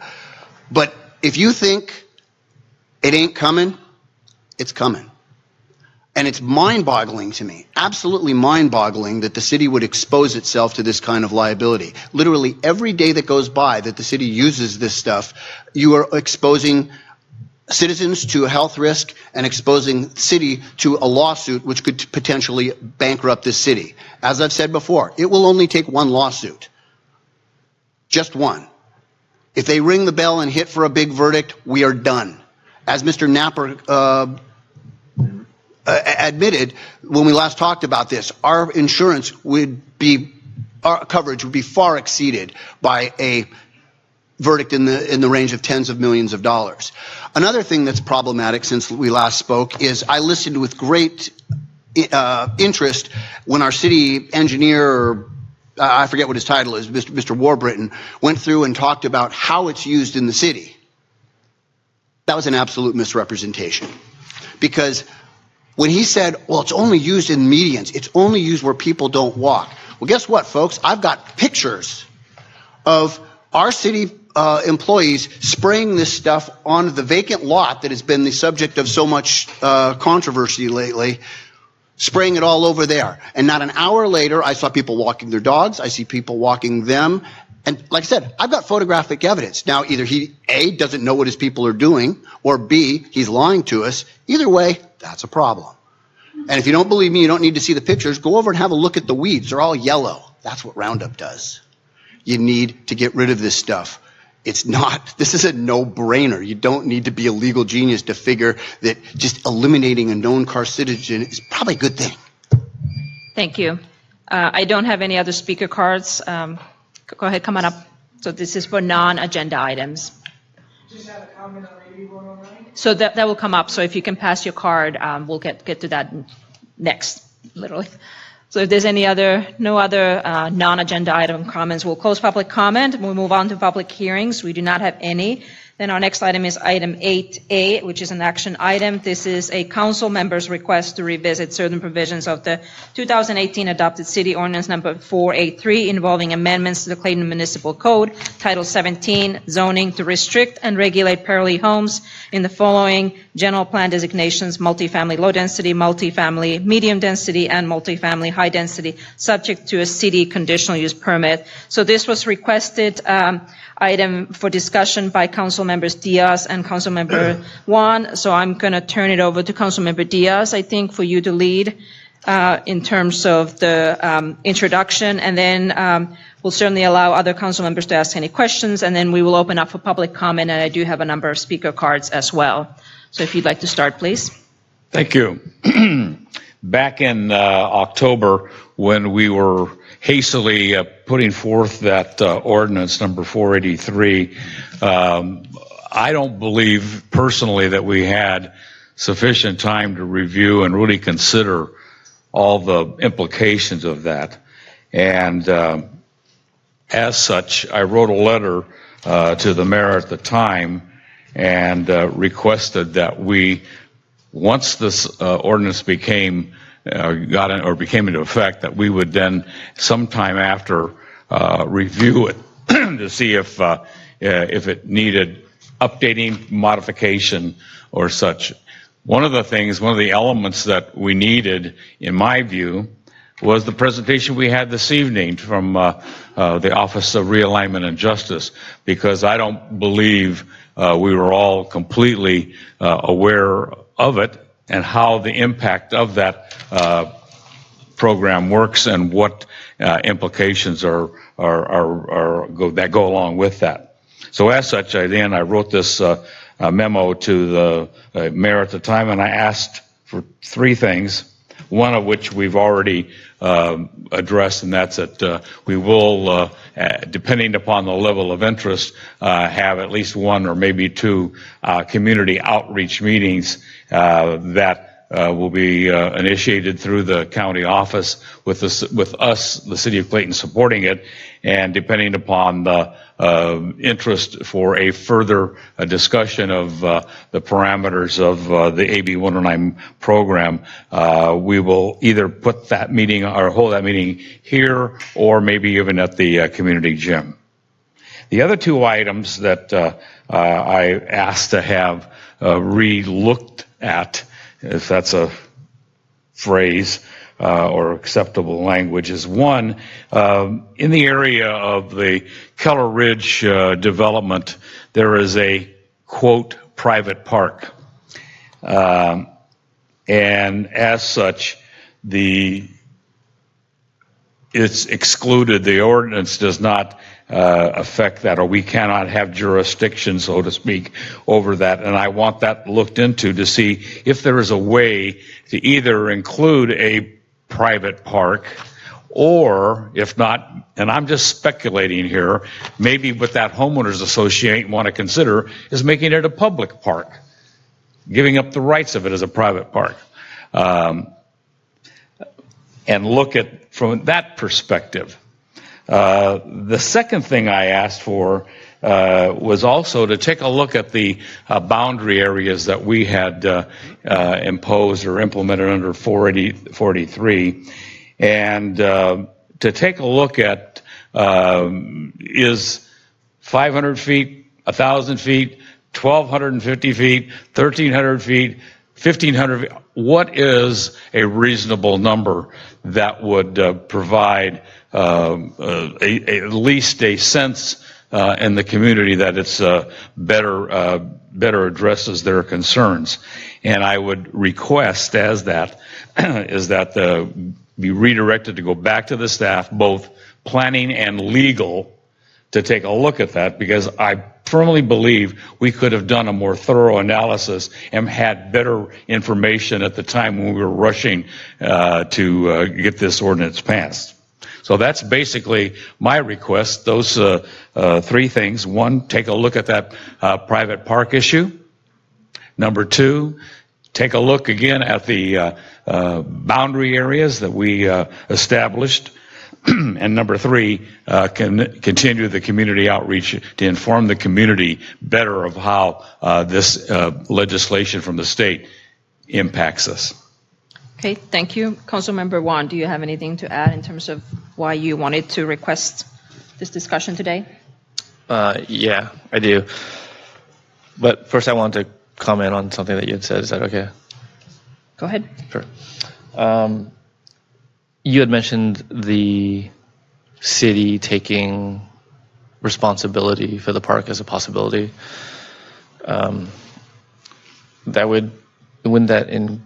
Wouldn't we have to compensate the HOA who owns the park in some way? I would imagine something like that. So I think that's an option. I think that we can also, rather than take ownership or change any specific change, but I do believe that we have the ability to designate specific areas and add them to the ordinance that would constitute sensitive uses if we so chose. So that's also another option to consider. But I think the thing that I wanted to talk about was, the current ordinance. In its current state, there's a number of triggers that. There's a number of items that are considered sensitive uses that trigger this buffer distance. And one of them is a business that's licensed for on or off sale alcoholic beverages. So things like CVS, which sells alcohol, or any other place that essentially sells alcohol for consumption on the premise or for purchase and consumption off the premise. And also in the municipal code, the definition of a business is a sole proprietorship, a partnership, joint venture, a corporation, association, or any other entity formed for profit-making purposes.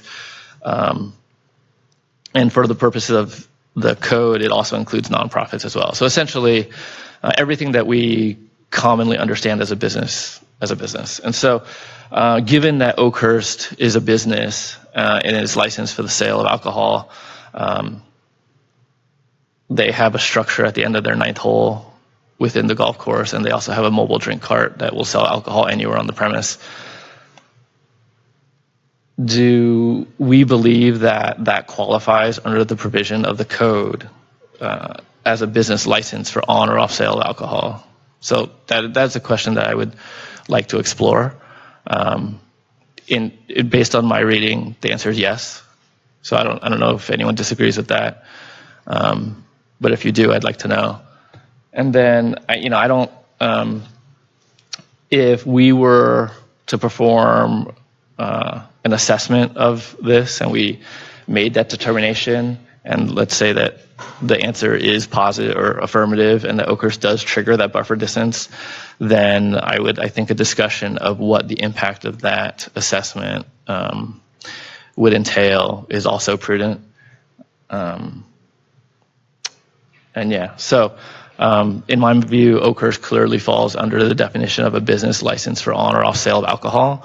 And as such, because Oakhurst snakes through many of the communities that we're talking about, the way the ordinance currently reads, it seems like it covers all the areas that are in discussion.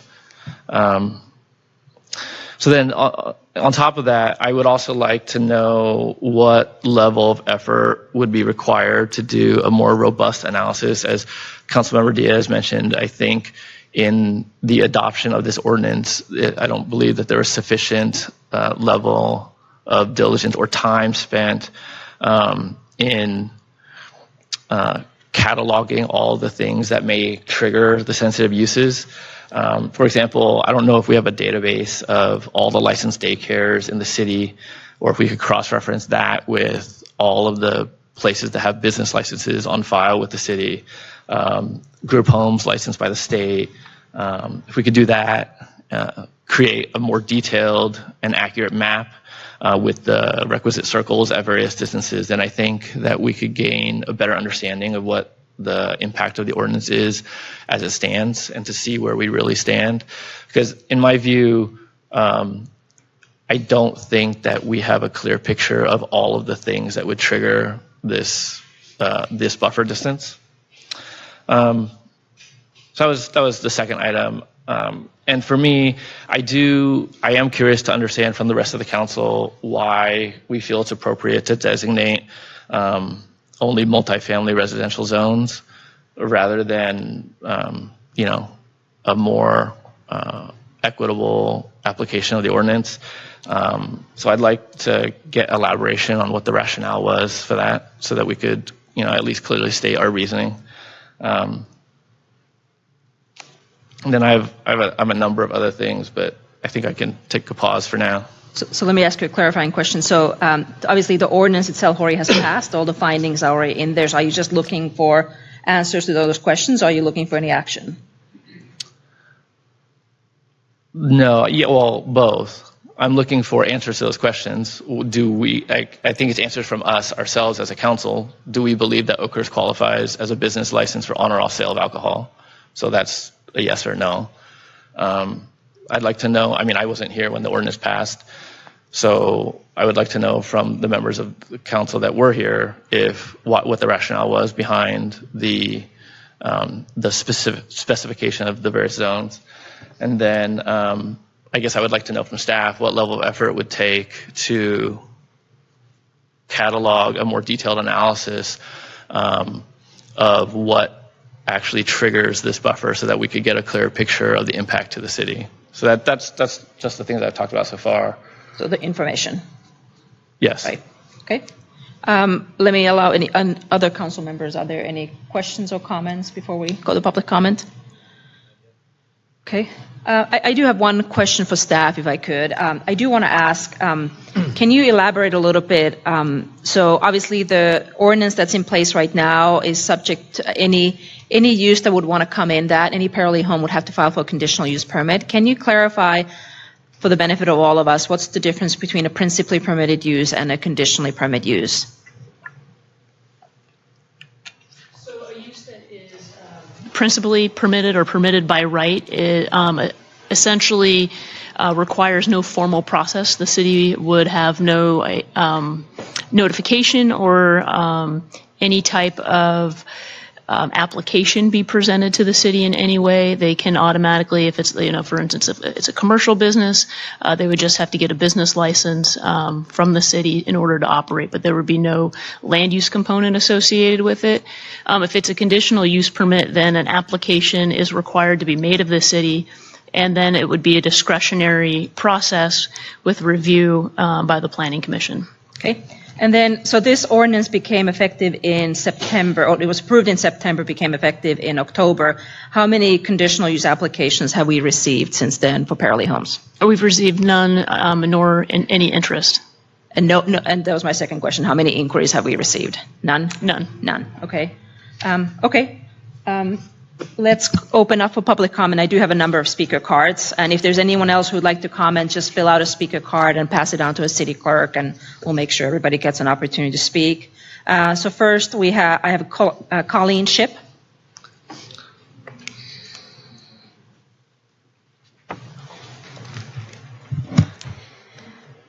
Good evening, Mayor and members of City Council. My name is Colleen, and I live at 3603 Coyote Circle. I am here tonight to ask for your reconsideration of the parolee housing ordinance. I want to start off by saying I support giving people a second chance, but I am against group parolee housing. I understand that there needs to be an ordinance in place to protect our city, but unfortunately, only 2 areas in Clayton have been singled out and affected by this ordinance. Shell Lane and Keller Ridge have homes that are very close in proximity to each other. I live in the Keller Ridge neighborhood, and I can walk out my front door and face multiple front doors. And I can walk out my back door and look into multiple backyards and even into my neighbors' houses. Our houses are also backed up to Oakhurst Country Club, which sells alcohol throughout the golf course. I know it has been said that Oakhurst only sells alcohol to members, but I can personally say that I have been at Oakhurst with members and have walked up to the bar by myself and bought myself a drink with cash. I was never asked for a member number, was sold my drink, and I was not sitting anywhere near the bar, so the bartenders would not have seen what members I was with. I would also request that you consider our park. I know you consider it a private park, but since you also recognize public and private schools, why are private parks not recognized? Our park is utilized by our neighborhood children and even children from outside our neighborhood. I personally saw a van drive in, drop off 2 boys to play basketball, and drive off, leaving the boys to play in our private park. I do not have children yet, but plan to soon, and I want my future children to be able to play at this park and know that my children are as protected as the other children of Clayton. I decided to look up the definition of discrimination. It reads, treatment or consideration of or making a distinction in favor of or against a person or thing based on the group, class, or category to which the person or things belong rather than on individual merit. The neighborhoods of Shell Lane and Keller Ridge are being discriminated against because we cost less than other homes in the other areas of Clayton. As the representatives of the city of Clayton, please show the same level of respect and protection for all residents of Clayton and either make this a city-wide ordinance or ban parolee housing in all of Clayton. Thank you. Thank you.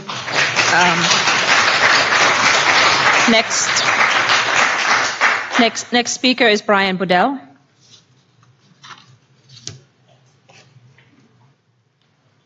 Good evening again.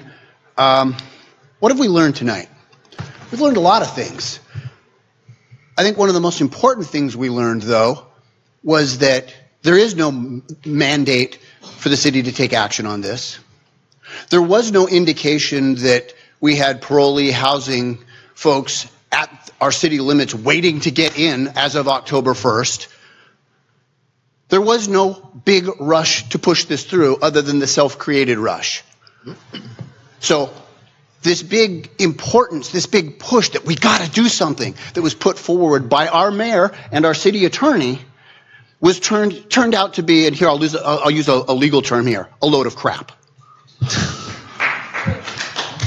What we have, and at the risk of repeating Councilman Diaz, was a rush to judgment without getting even close to the number of facts or doing the amount of investigation that should have been done.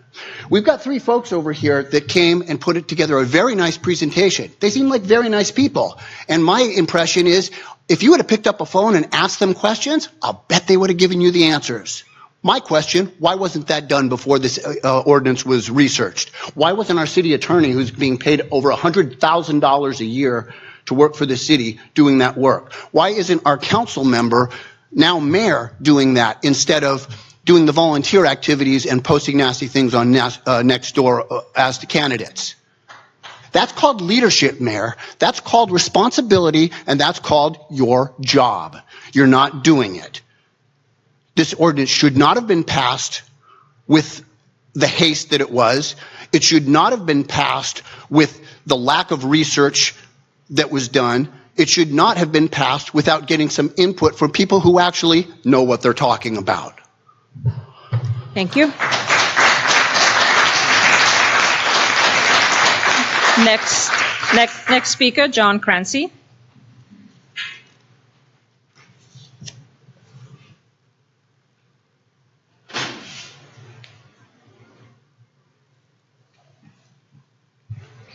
Mrs. Mayor, City Council, members of the staff.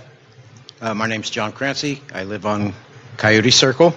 I've been up here before, and all the steam's been taken out of me so far tonight. Everybody said what I wanted to say, with the one exception. I think we should revisit repealing Ordinance 483.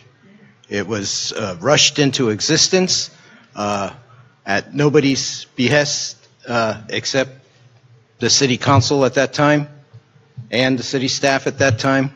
And we've heard tonight, as Mr. Burdell just said, that the state and the county were not pushing this.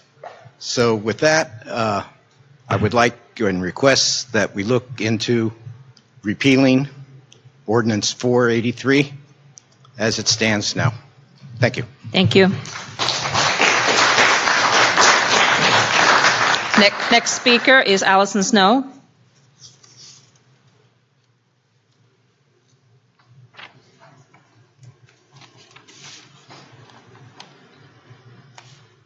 Good evening. My name is Allison Snow, and I'm a resident in Keller Ridge. And I have a question that is more of a request for information with regard to this subject. I wasn't aware about CASA, C-A-S-A, previously until the meeting 2 weeks ago when Councilperson Pierce mentioned that she had been there late into the night to discuss the committee to house the Bay Area. And it's actually a very interesting website they have if anybody else is interested in. I was just reading up on it a little bit. And I wanted to know, Ms. Pierce, you had mentioned at the prior meeting that there were a number of items in the bullet points. There's 10 bullet points that you agreed with, and a number of items that you just didn't agree with, and they're very wide ranging. So it would be great to know what you considered to be important for Clayton. Maybe you could share. Are that you done with your comments? So maybe you could share that with us at some time. Thank you. Okay, thank you. And then next speaker is Marcy Longchamps.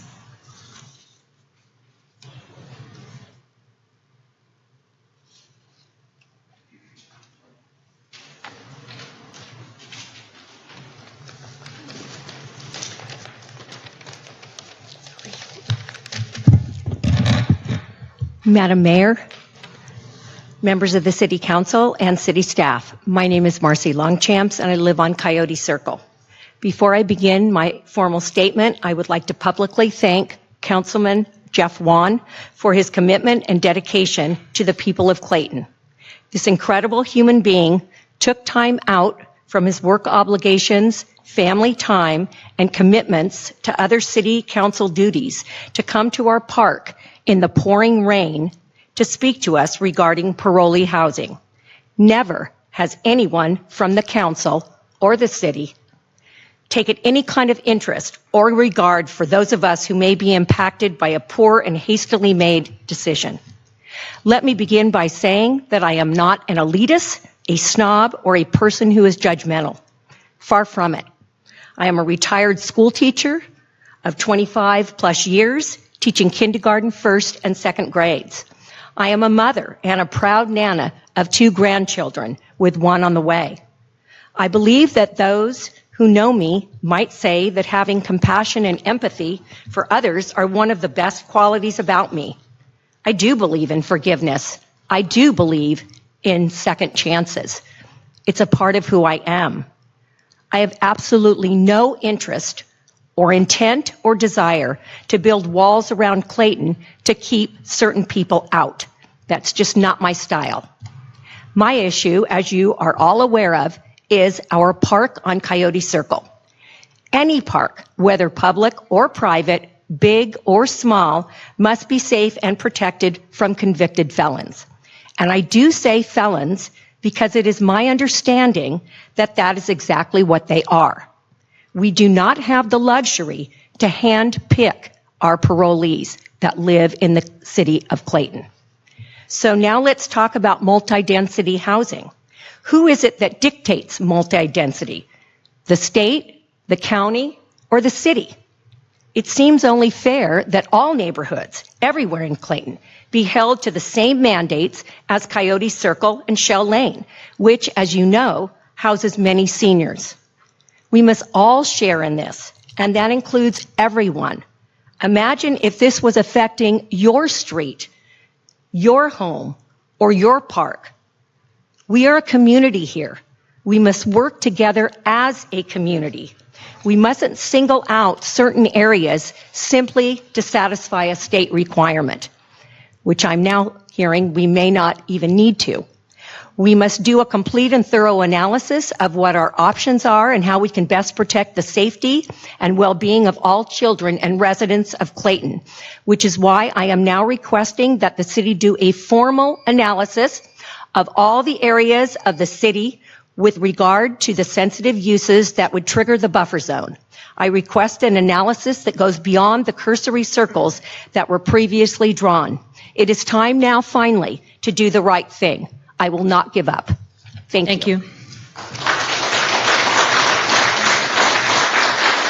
Next speaker is Molly McSavan. I may not have pronounced that right.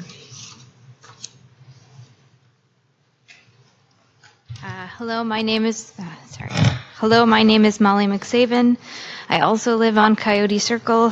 The last time I stood here, I was the very pregnant lady who was talking about protecting the neighborhood for my future child. I am now the proud mother of a beautiful 10-week-old baby boy who's been sick the past couple of weeks, so you can imagine I would rather be at home taking care of him than here at a city council meeting. However, the result of the vote at the last prior meeting left me very discouraged, but I'm proud to be one of the voters whose vote brought on Jeff Wan to our council. And so that made me remember how important it is to be present and make your voice heard on something you feel really strongly about. As I said at that prior meeting and reiterate today, my husband and I moved to Clayton in 2016 because we felt it was a place we could raise our children in a safe environment. We love to take walks on the trails, and I often notice there are groups of children on the trails biking or walking or playing in the park unaccompanied by adults. And it really makes me really happy to be in a community where parents feel that their children are safe to do that.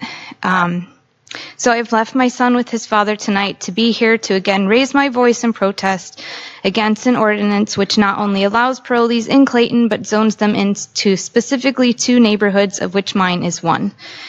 So even if we're saying that these are prior Clayton residents returning to Clayton, the ordinance only allows them to return to those 2 neighborhoods, if I understand correctly, or only allows group homes. I'm not sure I totally understand the ordinance, but I know that it singles out those 2 neighborhoods, and I really want to make sure my town continues to be a place that's safe for children, of all the children of Clayton, but including the children in my neighborhood and my son. I believe the current ordinance unfairly discriminates against those 2 particular neighborhoods, so I'm asking that you reconsider looking at that ordinance. Thank you. Thank you.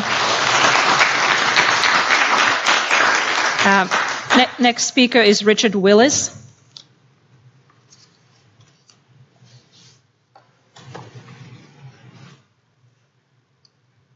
Richard Willis, Arrowhead Terrace. AB 109 had some unintended consequences. For instance, this guy down in LA County was a convicted murderer, convicted robber, served his time, got out, then got rearrested for carrying a concealed dagger. He got released back to LA County under AB 109. I consider him to be a violent person. Under the new law, that's considered a non-violent person. I don't think so. So the state, I don't think, is telling us the whole truth. It's just something we need to be aware of. Great, thank you. And then Joan Lederman.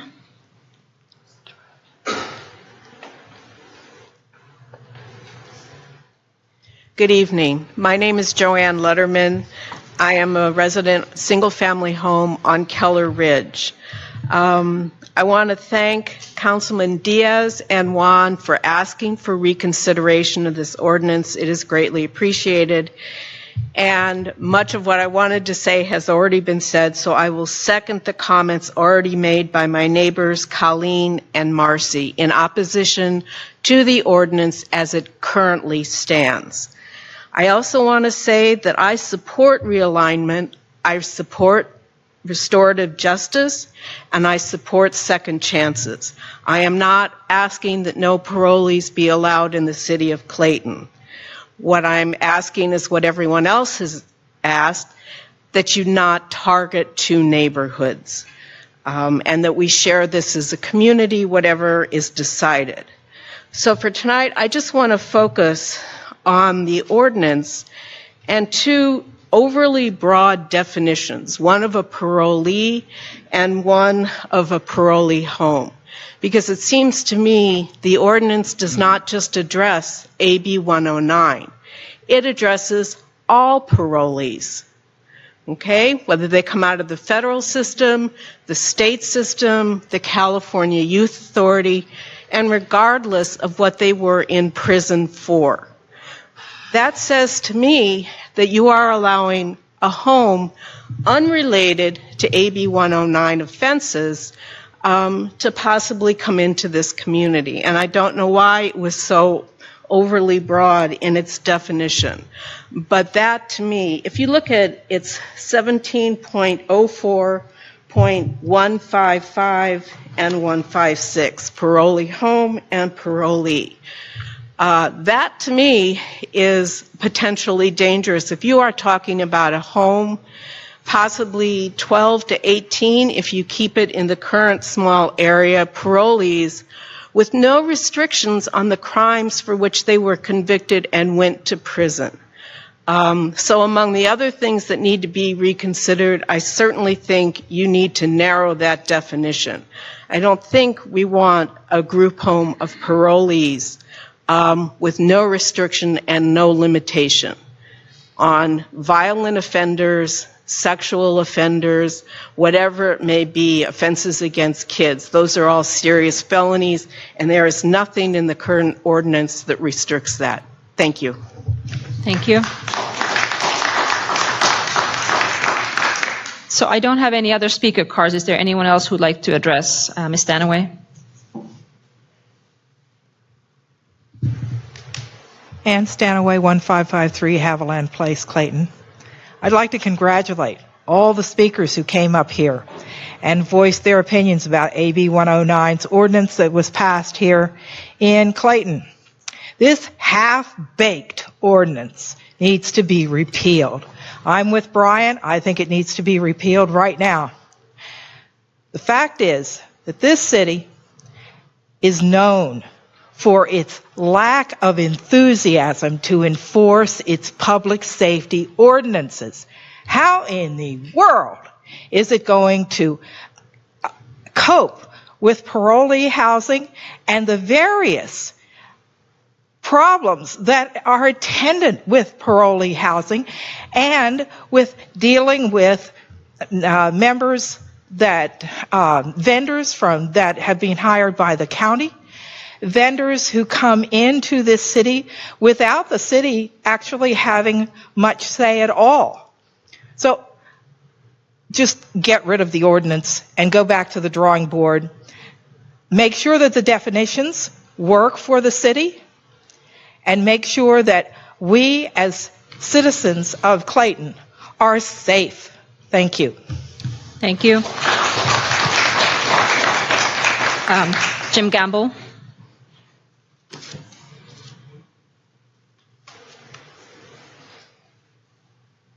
Yeah, I just had a quick question before I leave tonight, but I agree that Coyote Circle and Shell Lane have been kind of shafted in this whole process, and I think the majority of the people here and also in town agree with that. I just had a quick question maybe for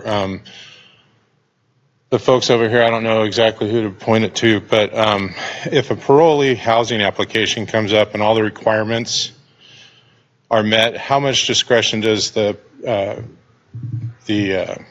Planning Commission have to vote against it? Can they vote no just because of the public opposition?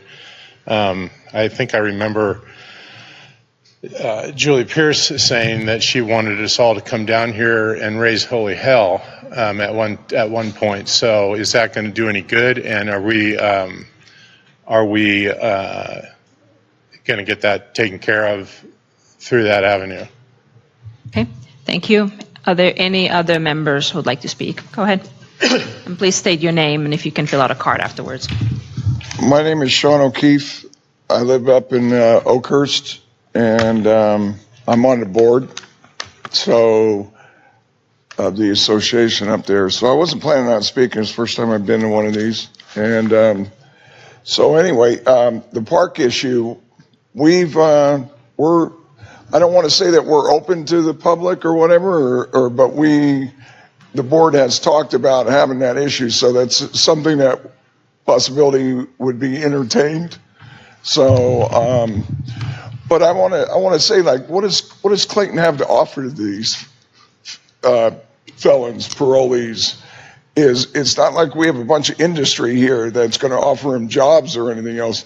They basically have to get on a bus and go to another town to work. So it's kind of like, why are they here? Transportation sucks here. I mean, really, there's nothing out here. I mean, we're at the end of the line for everything. Even the cable out here stinks because we're at the end of the line. So it's like there's nothing really out here to offer them. So it's like, why are they coming here? And the only thing I can figure out is that we're a small town. We're not going to challenge it. That the money is there for the city. And so because it's like, what's the angle here? So it's we're easy or what?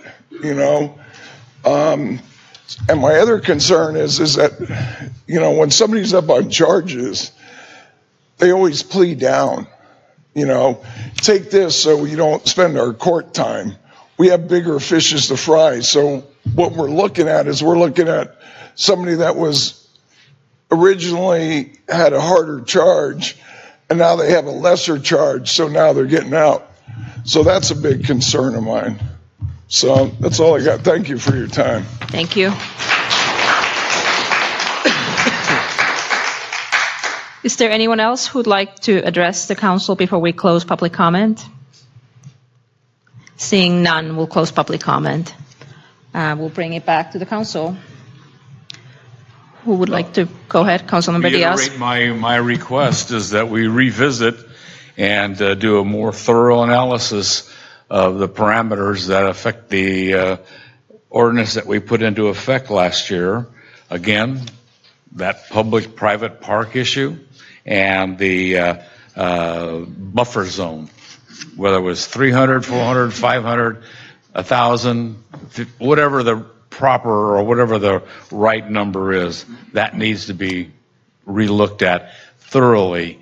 And that's why I asked both the planning department and the legal department to take a look at it.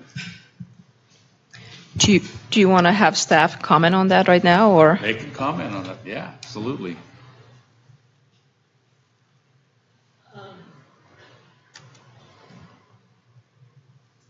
City staff will be able to look at the requests that are made by Councilmember Diaz and can drill down further, particularly to the sensitive uses. But the specific criteria that are identified in the ordinance would be a snapshot in time, because those sensitive uses can and do change over time.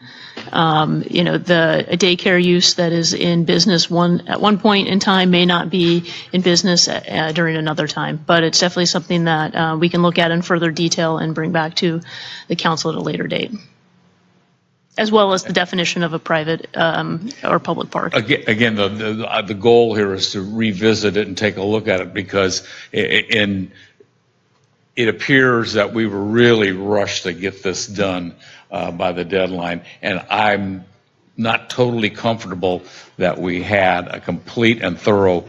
I know you did a fairly decent job on that, Mindy, but I think the time pressure that was put upon us, rightly or wrongly, we had to respond to that, and we did. But then we also committed that we could revisit it and then amend the ordinance at a later date. And that's basically what I'm asking to do, is to take another look at it, see if the same circumstances are correct, and therefore validate what we put into effect. And if there is a possibility to adjust those. This private park thing, I'm not real sure about that, and I think we need another look at that specifically for to settle the issue for the residents.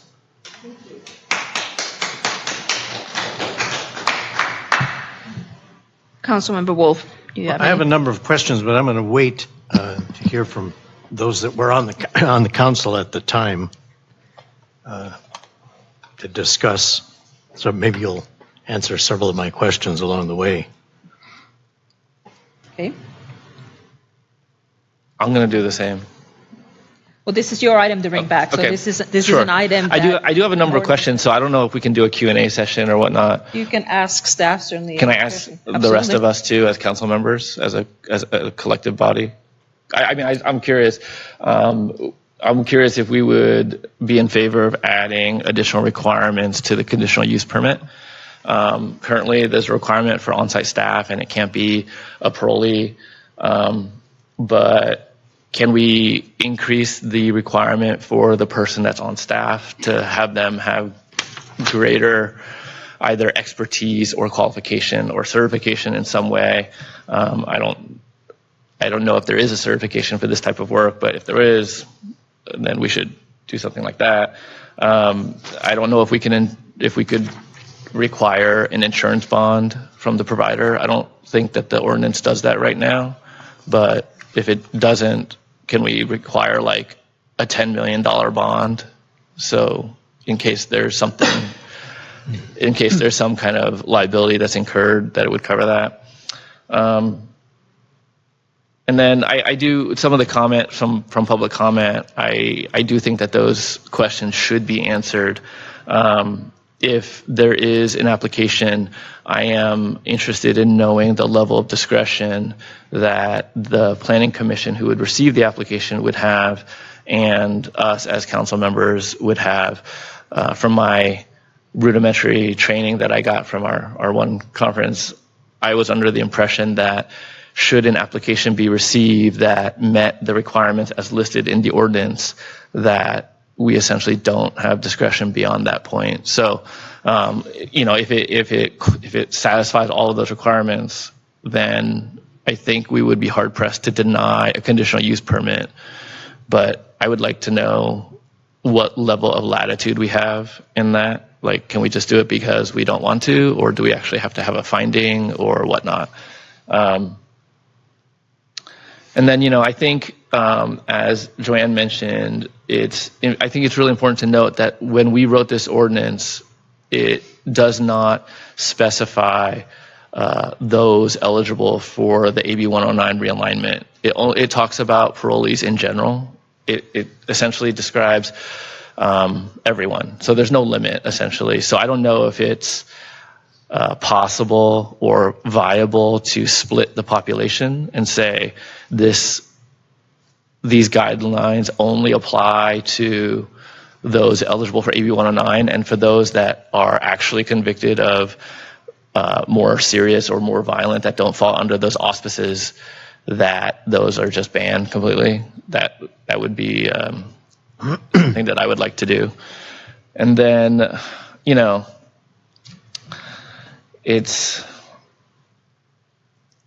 think it's important.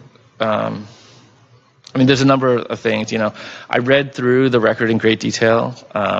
So when it came to the Planning Commission back in May of 2018, they were advised by council that the ordinance before them under consideration was the most restrictive, that was legally defensible. Councilmember Wolf, you were a part of that discussion. That ordinance that they discussed at that time back in May of 2018 had 300 feet as the buffer distance, and at that point the Planning Commission didn't feel they had enough information, and so they voted not to recommend that it proceed. But then when the council first acted on this issue back in July of 2018, they were advised that 500 feet was then the greatest distance that was legally defensible. And then a month later in August, the council was advised that no, 1,000 feet was now the largest buffer distance legally defensible. And I think it's important to note that the difference between 300 feet and 1,000 feet seems like a small, 700 feet difference, but it's a lot more than that. It's this because that distance describes a radius. It's not linear. A 300-foot buffer over a single sensitive use, it yields approximately 283,000 square feet in area. But 1,000 feet buffer, what was ultimately made it into the ordinance, then a single sensitive use yields a 3.1 million square foot buffer. That's a lot. That's a big difference. And I mean, it's 1,000% more, an order of magnitude essentially. But given the magnitude of that change over such a short period of time, I'm not clear on the level of resources used to investigate this, and that's what you've been saying, Councilmember Diaz. I don't think that the level of effort that was used to investigate was commensurate with the importance of this issue to the residents of Clayton. I mean, that's a big difference. And when we say that one is the most defensible and very shortly thereafter another, that kind of makes me question whether or not we should really take the time to do the diligence to find out where we would be in a position of risk for each of those levels. As the presentation noted, AB 109, it shifts responsibility from state prisons to county jails. It doesn't impose a burden or even an obligation on cities. There's no obligation from that legislation on the city itself. There's no ability for the county to impose requirements on the city.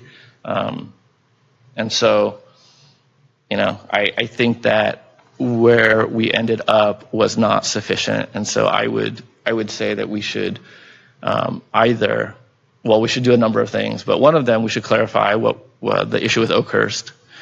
We should expand the distance as Councilmember Diaz recommends. And, we should get to the point where it's essentially banned. So that's where I'm at.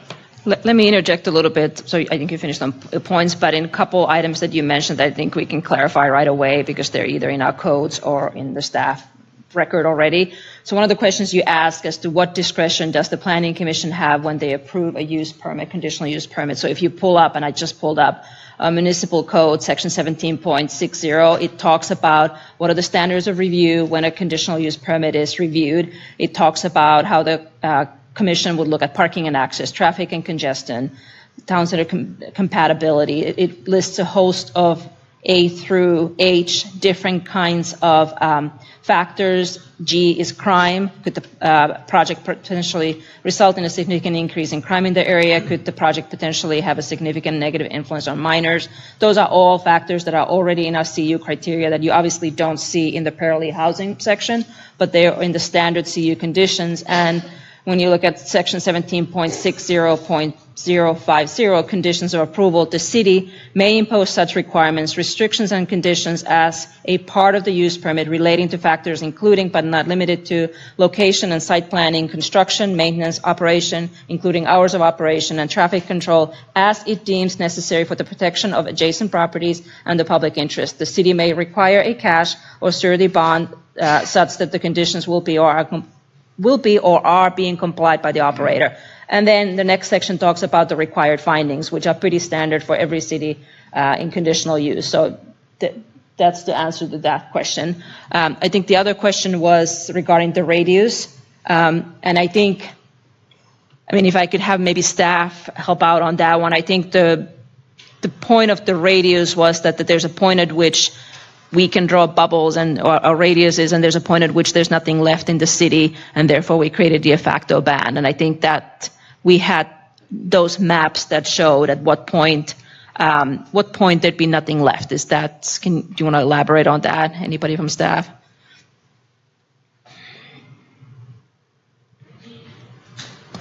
The process that staff undertook for that particular component of the ordinance was there was an identification of, each sensitive use site, and then there were radiuses drawn around those sites at varying distances from 300 to 500 to 750 to 1,000. And when there were no longer two locations within the city was when it entered into a legally questionable area of whether or not it was legally defensible. So that's how those buffer areas were really derived. So I think in response, I think that when the council considered it, I think the 1,000 feet was the maximum radius within which we would still have a couple locations left within the city that would allow parallel housing, subject to conditional use. And if we went any further, we would be creating a de facto ban, and I think the council chose not to adopt a de facto ban. I don't know that that answers your question. Okay. So any other, go ahead, Councilmember Diaz. One final thing, and I just want to say, in all respect that to Mindy and with the effort she put in at the last year, but now she's going to move on, and if we decide to look at this again, based upon item 8C, we're probably going to have at least one set of new eyes to take a look at this thing, because I believe we're going to authorize the appointment of interim community director to take over when Miss Gentry leaves and moves on. So, and I appreciate the work that she put into this and the effort, but we will have, if we decide to move forward on re-examining the ordinance, have a new set of eyes, at least one set of eyes, and take another look at that. Thank you. Okay. City Manager, Mr. Napper, please. Yes, thank you. And thanks to Councilmember Diaz, because yes, there is a transition that will be taking place. And Mr. Woltering certainly has the individual who will be doing the interim stint. He has exemplary qualifications and credentials. But it may also pose a time for us to maybe get some additional outside resources to take a look at it, in addition to his refreshing eyes. As I'm listening to the dialogue and in the community as well, and I actually went out to Coyote Circle Park and took a look at what takes place. It seems to me, though, that we're trying to add additional variables to reach a ban. And if we're not comfortable with a ban, whether politically, or whether legally, then actually what one of the individuals said tonight, perhaps the opportunity for Pearly housing as a community housing should go anywhere within the residential districts of Clayton. That's really what we're doing here from what I can gather, and I'm just wondering how much we want to contort this to call it a de facto ban when I think our record here of the past meetings and whatnot would actually work against us if such a ban is challenged. However, I do know there's sentiments that, well, until it's challenged and it becomes black letter law, then let's go ahead and do that. That's a political decision by the City Council. You will not find myself as a professional advising you to do something that we do not believe is legal. However, if the council decides as a policy to do that, then that's up to the City Council. You are the trustees and the stewards of this community. So I think that kind of, in my frame of mind, is where it begins to lie or lay in terms of what's the prospect before you. This is not a new discussion. I think we actually, at the time when Coyote Circle Park was brought up, we talked about, well, if we apply Coyote Circle Park, that leaves only one area in town, and that, as is indicated in the chronology of events and dialogue, brought forth the fact that probably is not legally defensible, as Ms. Gentry indicated. Oakhurst Country Club was talked about. I'm not certain, and probably what I'll be doing the latter part of this week is calling ABC to find out exactly what their permit, their ABC license, but Oakhurst allows for or does not allow for. We have obviously heard tonight that they're not in compliance at certain times. Maybe there needs to be enforcement. We have recently understood the fact that Oakhurst Golf golf course, since it's changed its hands, does not actually have an ABC license. But that's only temporary and is not the full, we create ordinances and laws for what will take place down the road. However, we did clearly understand or say that since it was not generally available to the public, although we have heard tonight that there are occasions that it has, that was a distinction for staff. However, if the City Council were to decide that Oakhurst Country Club and all of its fairways and everything everywhere else is available for site consumption or on-site consumption of alcohol, then that's problematic because, as someone noted, it trickles in and out of various residential neighborhoods, and then that therein constitutes a ban. But the ABC license is intriguing for me because I know that in other venues, the Art and Wine Festival and so forth, when someone wanted to have an ABC license and allow the permitting of alcohol to be consumed, that consumption that occurred outside of their building actually had to be screened off. And I would, venture to say if that's true for the licensee up there, then I would not call a split rail fence as being adequately screened. So that has some, areas that need to be further evaluated. But I really think, as you're trying to sum where you're at, where the community is at, there is no necessity. Let me say this: an ordinance can be changed. If this is bad law, let's change it. Let's repeal it. But then, what does it default to? And I think we've heard tonight. I heard many times, Lara and Dante indicate that the more likely portal that parolee housing is going to come into any community is through sober living environments. Do we understand that statement? That statement is a state-licensed group housing that in the bill and in the law has been deregulated from local control. So what we have done through this ordinance is, when it was presented to us, do you regulate or cause any conditions on parolee housing? We read our municipal code, and the municipal code as it pertained to group housing, our municipal code, not Concord's or anywhere else, ours said, the phrase, what did it say? Except for halfway houses and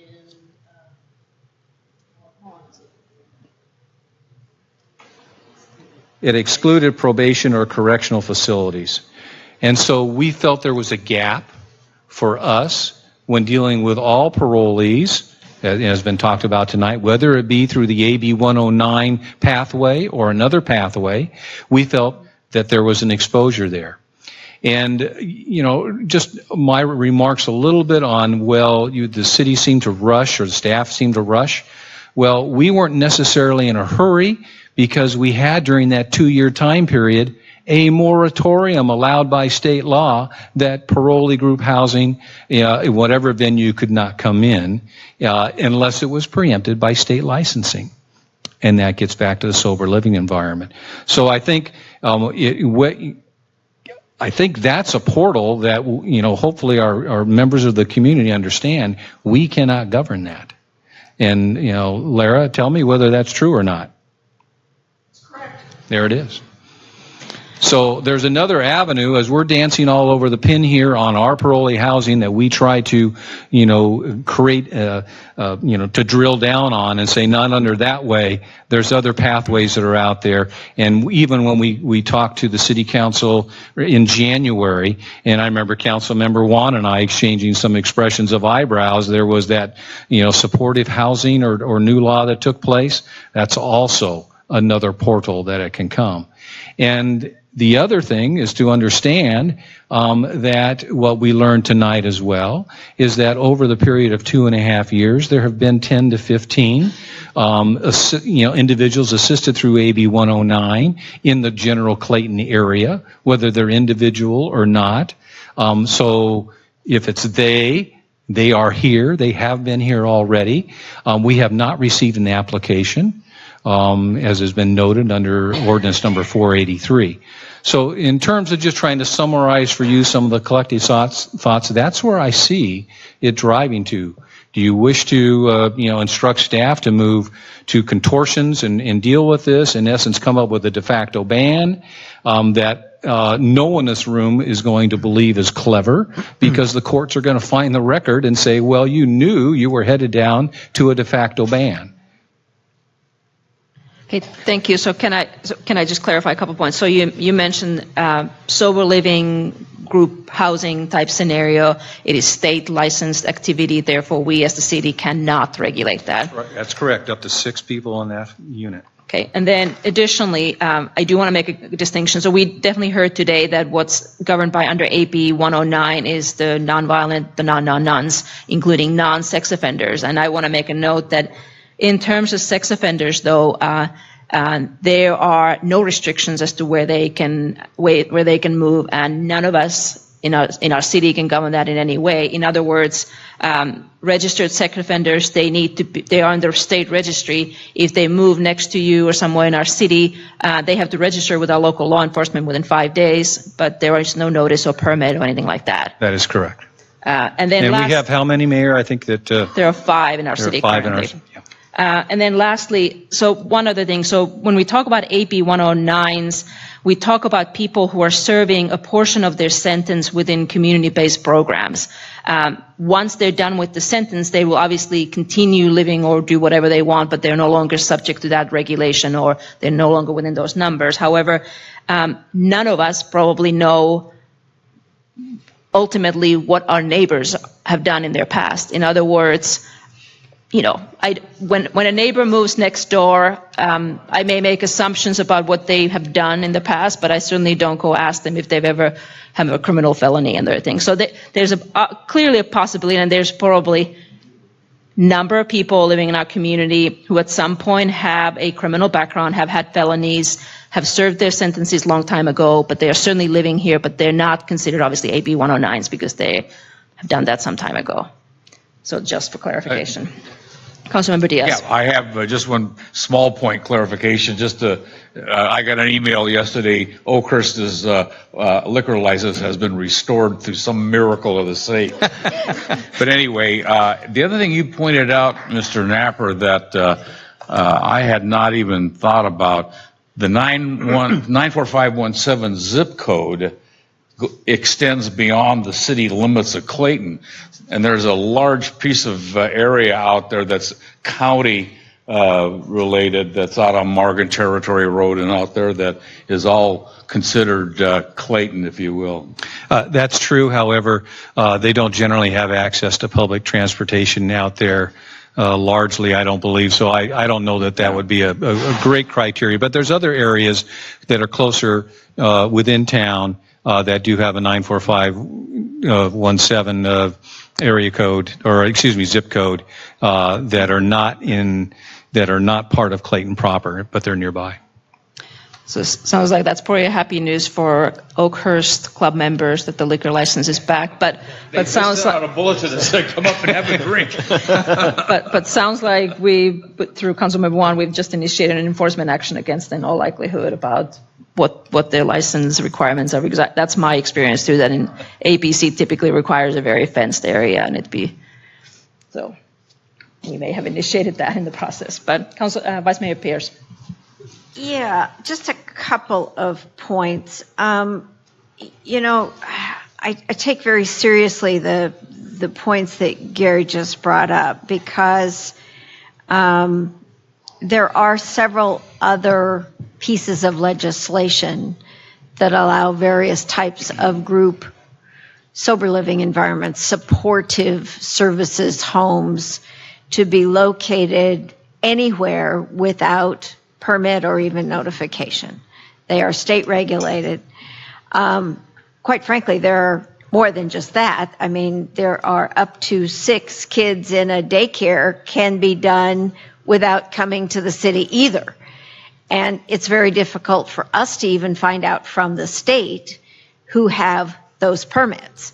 So your request to get, every daycare that's licensed is not an easy thing to do. We've tried that before under other circumstances. So I'm not sure that's a practical thing to try to do. Senior care is the same way, up to 6. Does not have to go through a city process. So while we're not obligated by AB 109 by the county, the potential for challenge is by a nonprofit provider. Is that correct? Or whoever is the provider? Yes, they would likely work with an organization such as the ACLU. Right. And so that's the concern, is whether we would be subject to a lawsuit there. So I guess, and I know that in our housing element and our municipal code, under multifamily residential, we actually have a provision for parolee homes only with a conditional use permit. Can that be added to all residential zoning criteria? I don't know the answer to that. By all residential zoning criteria, you're talking about essentially citywide residentially zoned. Yeah. Yeah, that was one of the options that staff presented back over the summer when this was being discussed. So that instead of it being something that could happen without us knowing about it, we could actually impose citywide for any of these types of services to come in and require a conditional use permit. Now, obviously, they can go through the sober living environment and some of these other supportive services laws and get around that. Yes, correct. So it could be imposed citywide and not restricted at all any other way. No bubbles. It could theoretically be a citywide ordinance that would require a use permit for parolee homes. No buffer. With buffers. Which would be an alternative. Correct. Maybe not the best one, but an alternative. So it could be right next to schools, it could be anywhere. Correct. Okay.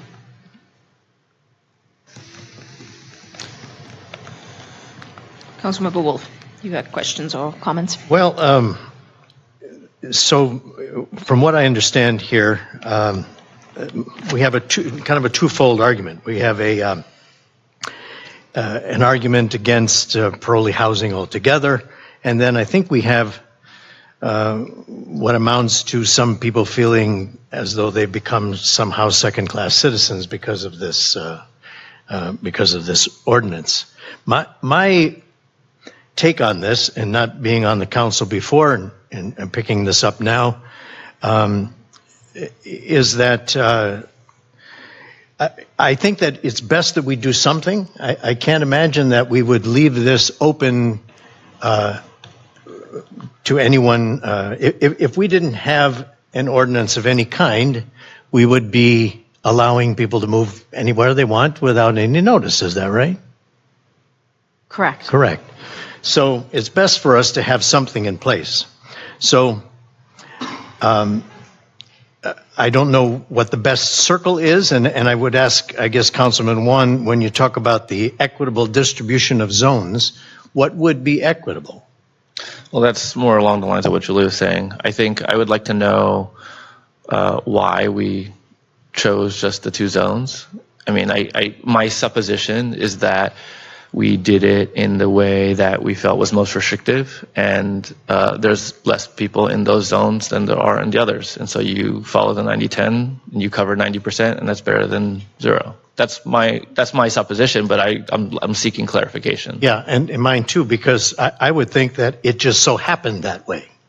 Am I wrong that it just happened because they're outside of the 1,000-foot circle? It just happened to be that way? The council did not go say, okay, we're going to handpick the areas that this is going to be. Is that correct? when staff was looking at the possibility of where to locate this type of land use, multifamily typically has a higher level of impacts associated with it than single-family homes, and essentially recommended that it be located in multiple family with the buffers and sensitive uses in place. I believe there were originally 6 areas that are identified in the city's general plan with multiple family designations, but due to the application of the sensitive use areas, it essentially precluded it to only 2. So, and that would also be because it went from, when we had it at the Planning Commission, from 300-foot circle to 1,000-foot circle in the end. That's why that happened. Is that right? That is correct, yes. So if we were to shrink the circles back down to 300 feet, we would wind up with many more opportunities in town. Correct. More available real estate options and availability for and possibilities for these types of uses to locate. And judging by what I heard tonight from the presentation, there are 2 or 3 people possible that might be coming to Clayton. Am I wrong in that? If that's the case, why would we need group homes if we had only 2 or 3 people? Might already be here. Pardon me? They're already here. Those are 2 or 3 people are already here? Mm-hmm. I see. In the zip code. In the zip code, out of the 10 to 15 that were going through here at one time, in the overall scheme of things. So, is it correct that we that it's more than the AB 109 people that can be coming in here? Yes, correct. The ordinance would address larger populations than just AB 109. And are those people only from Clayton? No. Forgive me, I'm just going over my questions here because, again, I want to be clear on all of this. I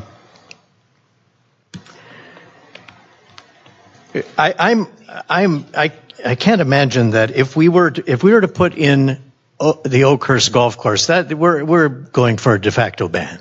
And just for the record, I'm not in favor of a de facto ban. I'm not in favor of a ban at this point. I think I'm not a lawyer. I never proposed to be one. But I do have a city attorney that advises us, and a de facto ban is legally indefensible. Isn't that correct? I have serious concerns about a de facto ban, which is why I'm not recommending a de facto ban. And what we did recommend allowed for 2 potential homes. So if we were to add Oakhurst, we would be creating a de facto ban. Correct. Yes, we believe that would, because of the size and location. So my recommendation at this point would be to leave the ordinance in place while we research, if we're going to research anything further. I can't imagine, because right now, at least we can safely say that the ordinance that's been put into place is at least working up to this point and is defensible. Have we had anybody looking to sue us over the ordinance that we have in place now? No. No, and we've had no one wanting to open a group home or to any inquiries or anything. Is that correct? Correct. So I would suggest that we leave the ordinance that we have in place with respect to the people from Coyote Circle, which I'm sorry you didn't invite me, by the way. I would have come in the rain. I would like to explore that private park idea. However, I will say that and not being at that meeting, and I don't know, and Jeff can help us, I guess, as to what went on there. But to date, we haven't had an HOA come to us asking us to take over their park. We've had several citizens, with respect to you, but we haven't had any official HOA, from what I understand, approach us and say, can you take over our park, and how would that work? And of course, we'd have to fund it in some way. So these are the things that I'd like to look into, but certainly from my point of view, at least from what I've heard from the public and from what I heard from the council that was in place at the time, we need to have something in place in order to protect us until we find what may be a better law. Vice Mayor Pierce, thank you. Yeah, I just wanted to add one more thing. I was like you looking through my notes here. And I just want to clarify that the reason we put the moratorium in place for 2 years was because we had an inquiry. We had an inquiry from a nonprofit who wanted to know if they could establish a parolee home in Clayton without any form of process. If we had a regulation or use permit process in place. We did not at the time. So we immediately put the state allowed moratorium in place for 2 years while we waited on the county to get their plan a little closer to clear for us. So when that moratorium came up and was due to expire, we were very concerned. We had not received any other inquiries yet, but it was public knowledge when that moratorium would expire, and we had no reason to believe that we were exempt from getting any further inquiries. So we felt that the better part of protecting the city was to find a way to regulate and at least require a conditional use permit process that any applicant would have to go through, so we would know where these homes are. Everybody would be able to have their opportunity to comment in a public hearing, a public process, and know what was happening or potentially happening. And given the fact that the Planning Commission has a fair amount of discretion on the kinds of conditions it can put on a conditional use permit, we thought that gave us better protection than none. And that was the reason we acted expeditiously to get it in place before or the day after the moratorium expired, as it turned out. And so when people say there was no request for a group home, there was. There was a request about the process at the beginning. And I believe that would have been followed up had we not put the moratorium in place. As it turns out, that applicant immediately went to Antioch and was permitted, or just established their home. I guess they didn't even need a permit, but they were able to go somewhere else and find a location that worked for them. I'm not convinced that Clayton's ever going to be an appealing place for this kind of a use, just because we don't have great transportation options. And the population isn't going to be really high coming here, but I still think we're better having some kind of a process. However we draw the boundaries, whether it's minimal locations or whether it's citywide, if it's possible to have a use permit process for these uses, I think that would still bode better for us than nothing. And I think a ban is totally irresponsible. Councilmember Wolf? Thank you. Just a couple of quick things here.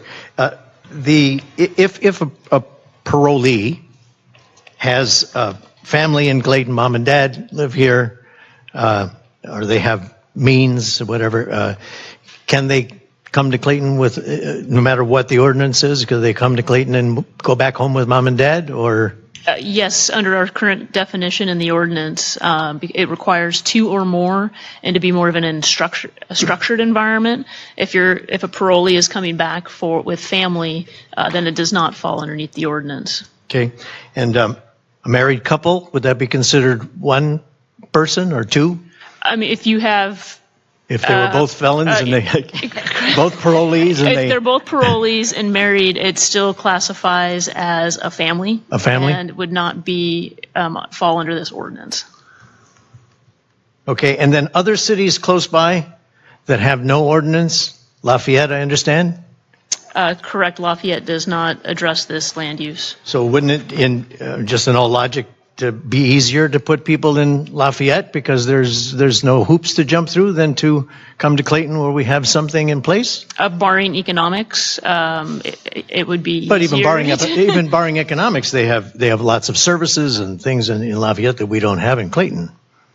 Correct. And again, I don't know other cities. You can tell me other cities that don't have any ordinance in place whatsoever. Other jurisdictions handle Pittsburgh, it differently. Pittsburgh, Or I know Concord does in some fashion. they classify it as group housing, which does require a use permit, does not have any buffer areas associated with it, so it could go directly adjacent to a school. So there are more attractive areas to go to than Clayton at this point. There's less regulatory hoops to jump through in other jurisdictions that are close by. Thank you. So let me make a couple comments too. So in terms of the process we went through in 2018, I want to maybe pick to differ a little bit as to whether it was rushed. So we started the process, I think, in May at the Planning Commission, and we finished it at the City Council in September. So it went on for a period of 5 months, and I know we had multiple hearings. I don't know if we had multiple hearings at the Planning Commission, but we had multiple hearings for sure at the City Council. So I wouldn't necessarily call it rushed process from that perspective. It went on for quite a long time and quite many hearings. In our prior hearings, we did talk and we went through, in one of the staff reports, we went through what our neighboring cities have done. And if you pull up that staff report, I mean, we are definitely now the most restrictive of what we looked at. I think a lot of cities still don't require CU or they don't have the buffer. So they're, like you said, I think there are more attractive places to go to. So from my perspective, I think I said it last fall, I'll say it again. I'm not going to vote in favor of a de facto ban. So I think the reality is that if every city were to adopt a ban, the state's not going to sit idle and let that happen, because at that point there'd be no ability to comply with AB 109 and no place for this to happen. So I don't think that's not a realistic scenario for me. And I think for us, if there's a direction for us in terms of changing the ordinance, I think the only direction is to make parallel housing more permissive in our city, to allow it in other areas, to not regulate it as highly, whatever. But I think the only direction we can go to is more permissive. When we did it last time around, we made it very restrictive already, and we are the most restrictive out of any other city. So I'm not going to go for a de facto ban. So I'm curious if the other council members want to make the parallel housing more permissive, if that's the objective here. Councilmember Juan. Yeah. I have no interest in making it more permissive.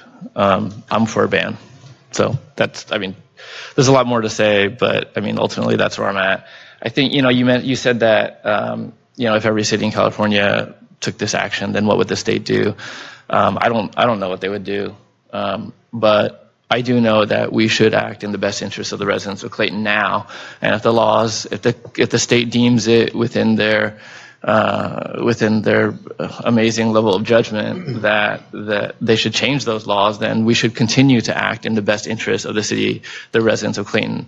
If they take that item or that option off the table, then let them, so be it. Then we'll act then. But why would we hurt ourselves now to avoid a potential that may never come to pass? I think that it would take them time to do that. Let's make them waste the time.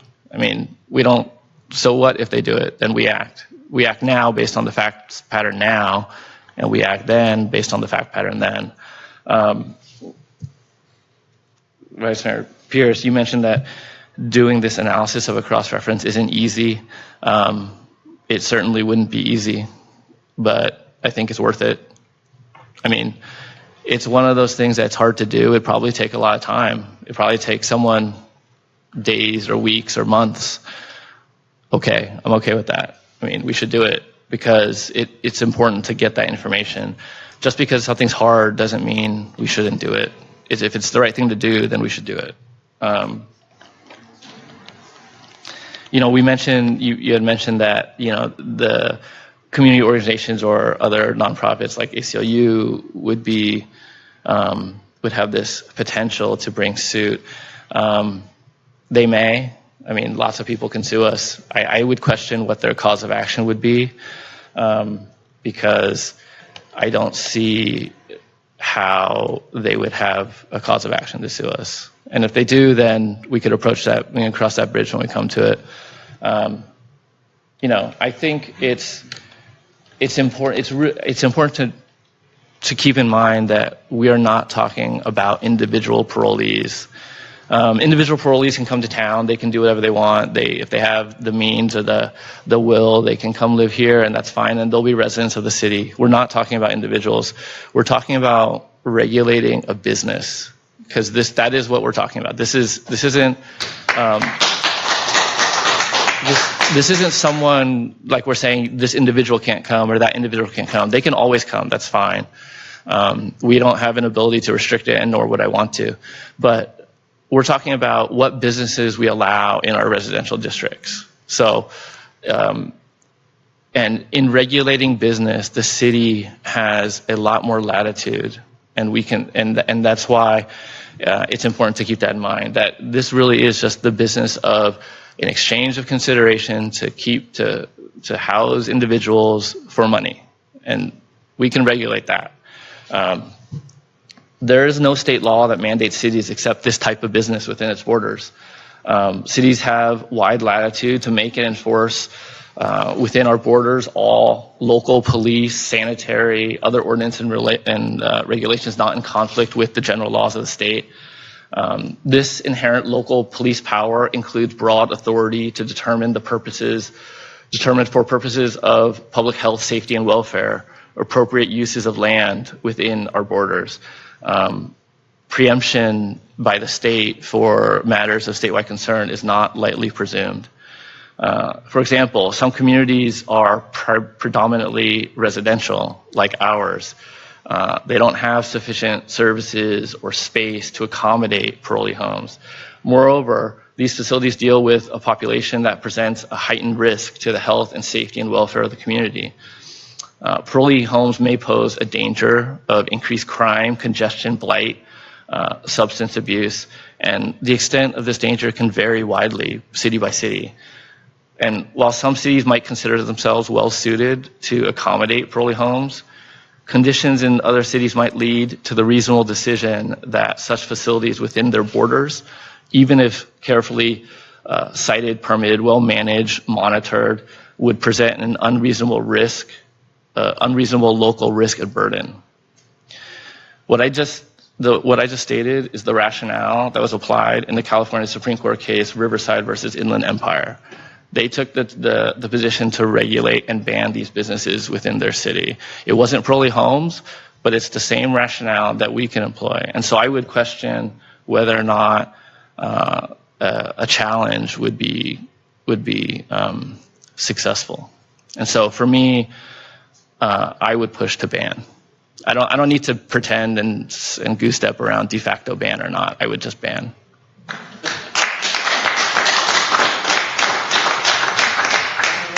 So let me try this, and so we can move forward. And by the way, for the record, so last time we did have actually relevant examples where at least one city in Southern California was actually sued on a parolee housing legislation they had pushed forward. They immediately changed their own legislation, but that was too late.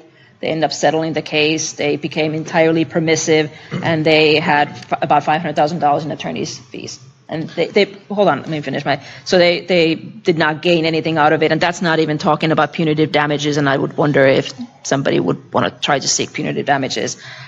In order to move forward, I'm certainly, I don't have anything against with staff coming back with some additional information if there are questions that need to be answered. I don't think we need to introduce the ordinance in order to do that. Is that correct from a procedural perspective? Correct. Only changes to the ordinance would require a reintroduction. Right.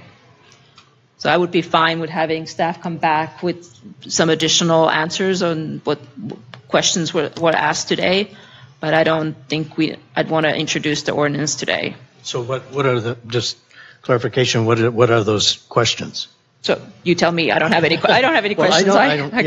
I've stated where I'm at. Well, for the record, can I respond to what you had said? So the matter that you were talking about is the city of Hesperia, correct? So they paid $470,000 in legal fees and a refund of fines of something less than $20,000, give or take. The fact pattern for the city of Hesperia was significantly different than our fact pattern. And I think that we can distinguish their fact pattern with ours. And so that is an example in broad terms that it seems relevant, but when you look at the detail, when you look at the complaint that was settled, I don't think it's as relevant as you make it appear to be. They had, let's see, I have it written. They had 8 claims for relief in their complaint that they settled on. That range from right to travel, right to privacy, state preemption, equal protection. And on each of those matters, when you look at the nature of their complaint, theirs was very different. They had a group home or a home that qualified in their city operating for years prior to them enacting their ordinance, and they essentially, when they passed it, they banned them out. They required personal information from all the people attending, whoever lived in these homes, and that was right to privacy. They made it. They had comments that were from their city council that was problematic because it was targeting certain demographics. Now, I think maybe our prior comments about driving people out and raising holy hell may have a problem with us, as you mentioned, that it's not a great fact pattern on that regard. But for the other items that they're talking about, it doesn't apply to us in those ways. And I think that we can make a really strong argument why Hesperia is distinguishable and colorable from where we are at. So I think that, it is relevant, but it's also defeatable.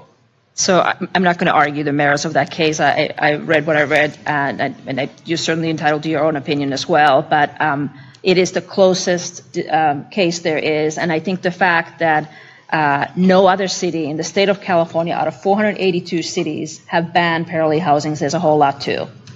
So just because there's one lawsuit that at least I was able to find where it was challenged when they did push for a ban. We're left with 481 cities that have not banned it, and I don't want to be among the 2 that have tried it. So That's my opinion and that's my position. I mean, our city attorney did say that it was a matter of first impression. So yeah, and I do want to clarify on a general. Go ahead. Yeah. I do think the Hesperia case is incredibly relevant, and I think there were 4 claims that were specific to the group home ordinance that could be applicable here if we did do a ban. So I don't want to leave you with the impression that the Hesperia case could be distinguishable. I think it is incredibly relevant, and it is the reason that I continue to recommend for no de facto ban or a ban if you choose to go in that direction. Yeah, I agree it's relevant. I think some things that are hard are worth doing. So. Okay, so let's go back to what clarifications you wanted, and we'll go through. I have nothing other than to say that I have to err on the side of what is legal, what is defensible, and what is best for the overall city of Clayton. I certainly would not want to put our reserve fund at risk in some frivolous lawsuit that we were destined to lose. I would not be in favor of any ban, de facto ban, and if we are going to go forward with directing staff, I would leave the questions up to others. I don't really have any questions that need to be clarified other than what I've already brought up with regard to the private park issue and what is the equitable boundary line. I mean, where do we come down on the defensible circle? Okay. That's what I would have. Mr. Napper, can I ask? Do you have? Yeah. Yes. Thank you, Mayor. I'm a little troubled in terms of the staff because we've tried to answer some of the questions already. That the more you look to restrict it, the more it grows closer to a de facto ban, and I'm concerned about the expectation that if you bounce the ball back to staff, that we're miraculously going to come up with something that we don't already know tonight. Which I think it's very clear. If the city council desires to do a de facto ban or just an outright ban or allow it in any group housing area that other cities have right now, I think those are kind of the clear choices. I don't think that, again, pushing this back to staff is going to give you any clearer idea than what you already have in front of you. I mean, we'll try, but, I just don't think, whether that park, it's very clear. If Coyote Park, either as a private park or somehow defined as a public park because they start letting members of the public in, if you allow that to be a sensitive site as applied, then that eliminates that area. And then there's only one area left in town, and it pushes closer to the de facto ban. So if you want the de facto ban, then I think that's the instruction to staff, and we would come back with trying to create the findings to assist you to achieve your objective. Thank you. So I don't want a de facto ban. I don't have any further questions I need staff to clarify either. So I'm good to go from today. But Vice Mayor Pierce. It occurs to me that the Shell Circle area has a common HOA, swimming pool, recreation area. I mean, if you apply to one, you have to apply to both. And then you do have effectively a ban. If I might, that's very true, Vice Mayor. I even had an individual email me today and say, well, there's children that are on the trails. Well, yes, they're on the trails, they're on the sidewalks, they're everywhere. So, and the idea to protect the children, then you have a ban. Because almost everything could probably, by definition, be contorted in to create that sensitive area. Right. So I don't think that's practical at all, because I do not believe that a ban is responsible to our citizens. I think it puts our treasury at risk. We've already had one inquiry about establishing a home. We've also had groups like the ACLU mention that they would relish coming after us. So I don't want to put our city in that perspective. So I guess in respect of what would we want staff to come back with?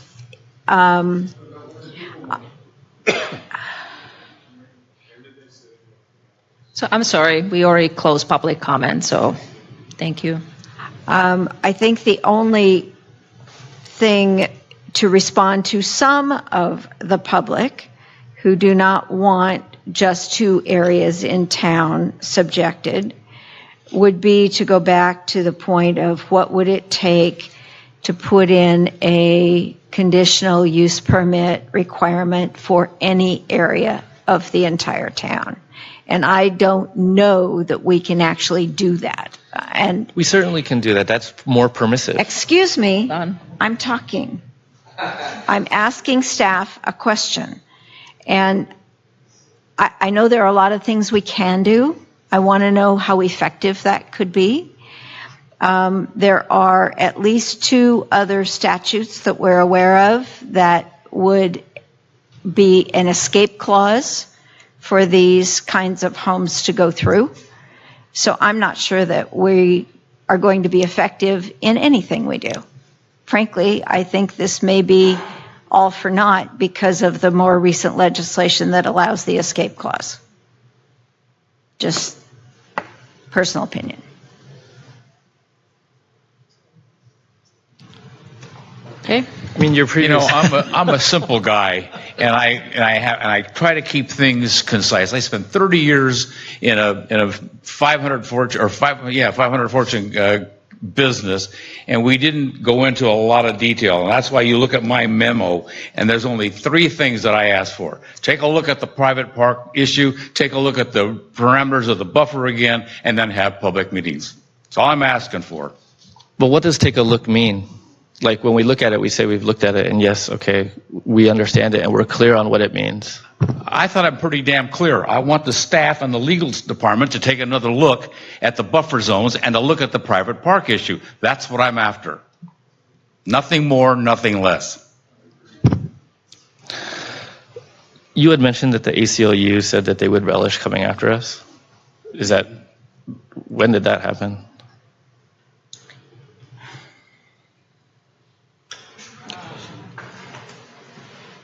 There was a published report shortly after we started the discussion. And I'm trying to remember, because there was a letter that was issued that mentioned Clayton. No? To answer your... Maybe it wasn't delay. ACLU. It wasn't ACLU, Vice Mayor. It was a group in San Francisco that title themselves YIMBY, which is Yes in My Backyard, Yes. something along those lines. Did they send something to us? Yes. Yes, we did receive a request of the copy of our ordinance, which we did provide to them. There was also on prior to one of the hearings, like on the day of the hearing when we were about to adopt the ordinance, there was also a letter from another organization that talked about. It was the California Renters Legal Advocacy and was it. Education Right. Fund, That was which it. they're kind of a similar type of advocacy group as the YIMBY organization. Yeah, and I think the point of that letter was don't even do what you're about to do. And at that To point. quote it, they say it's a blatant attempt to outright banning parolees from the city of Clayton. Yep. I mean, yeah, I remember that letter when we read it. But they didn't do anything. We passed what they said not to pass, and they didn't, right? I mean, clearly. As far as the risk to the city coffers, I know that the previous matter got settled after a year of back and forth.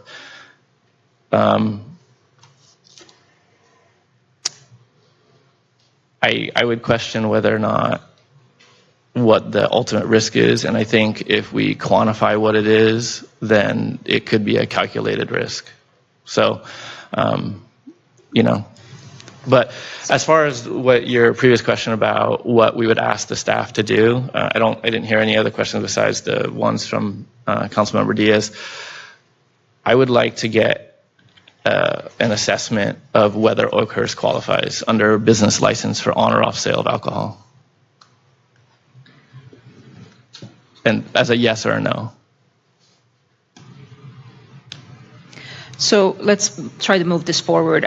So can I take a quick straw poll as to what everybody wants to do? I mean, I don't want to reintroduce the ordinance. I'm not in favor of de facto ban, and I don't have personally any questions I need answered. So what? And I'm not asking that either. What Right. I'm asking for is two simple things. Right. Take a look at the private park. Take a look again at the buffer zones. Two simple things. What's the deliverable? It isn't rocket science. What would be the deliverable from staff if we asked them that? Don't know. That's for them to come up with. I guess I'm just trying to put myself in their shoes. It would be difficult. If you asked me to take a look at it, I would I'm tell not you. asking you to look at it. I'm asking the staff to look at it. Sure, but if they do and they come back and say, we've looked at it, it looks great. Unacceptable answer. I think what I'm saying is I think they need more guidance on what they are supposed to deliver to us. Is that a fair characterization of what's going on in your mind? So, I mean, I couldn't do anything with that. I can't take action on that if I were them. I'm not them, obviously, but I think we need to hone down the request. I would support that too. I would think they should look at it as well, but I want them to, like I said with Oakhurst, I want a statement of position that says whether or not this Oakhurst qualifies under this guideline. So that's a yes. That's what I'm looking for is a yes or no. Then include it. And the other two council members? My problem is if Oakhurst does qualify, then we are creating a ban that we can't defend. That's right. That's troubling to me. And with respect to the people, I've had several meetings this week on the opposite side of this issue. In fact, I had one today urging us to stay the course. So if we were to put this to the people, I think that they'd have to be educated enough to make an educated decision with regard to whether or not a ban is something that we want to try to defend and to risk our city coffers.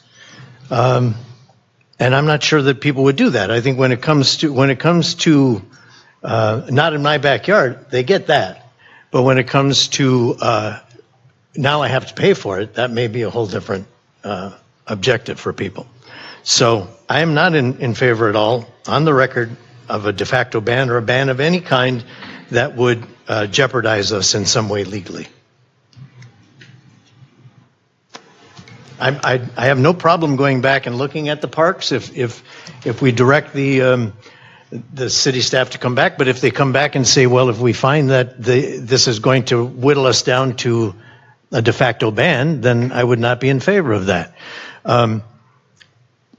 If it comes down to one area in the city, are we creating another second-class citizen area by that one area? I don't think this is ever going to be a perfect piece of legislation, no matter how we go about it. But in my view, having legislation is far superior than having none.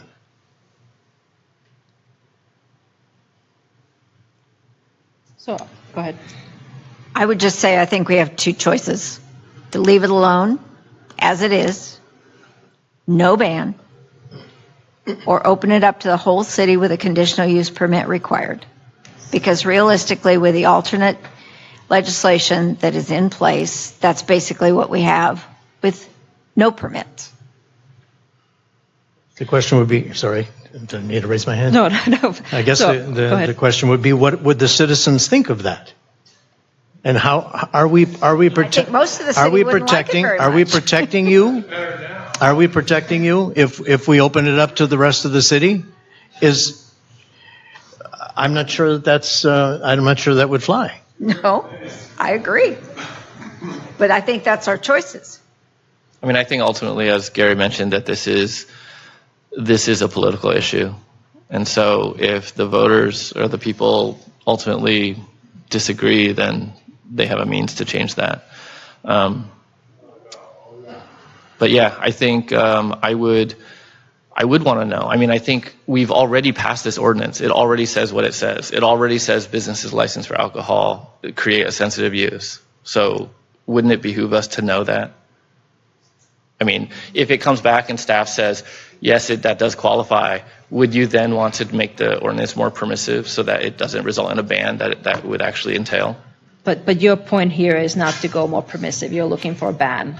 Yes, Yeah. certainly. So I don't agree with that aspect. So I would leave it as it is right now. I'm fine with that. Well, I'm not suggesting changing it. I'm saying gathering more information. But He that's the wants objective. to gather enough information to make it a ban. Well, it may already be that way, right? It may I mean, you be. grant this possibility that, Oh, I do. Okay. And in that case, we maybe need to change it. To be more permissive. Yes. So we don't have a ban. And that's the irony here. I think people who are advocating for a ban are working against their own interest. That's right. Because the outcome of doing a ban is going to be one way or another a more permissive regulation. That's And right. I don't think that's in the interest of the people who are advocating for a ban, respectfully. So anyway, I'm certainly in favor of just leaving it as it is. That's my position.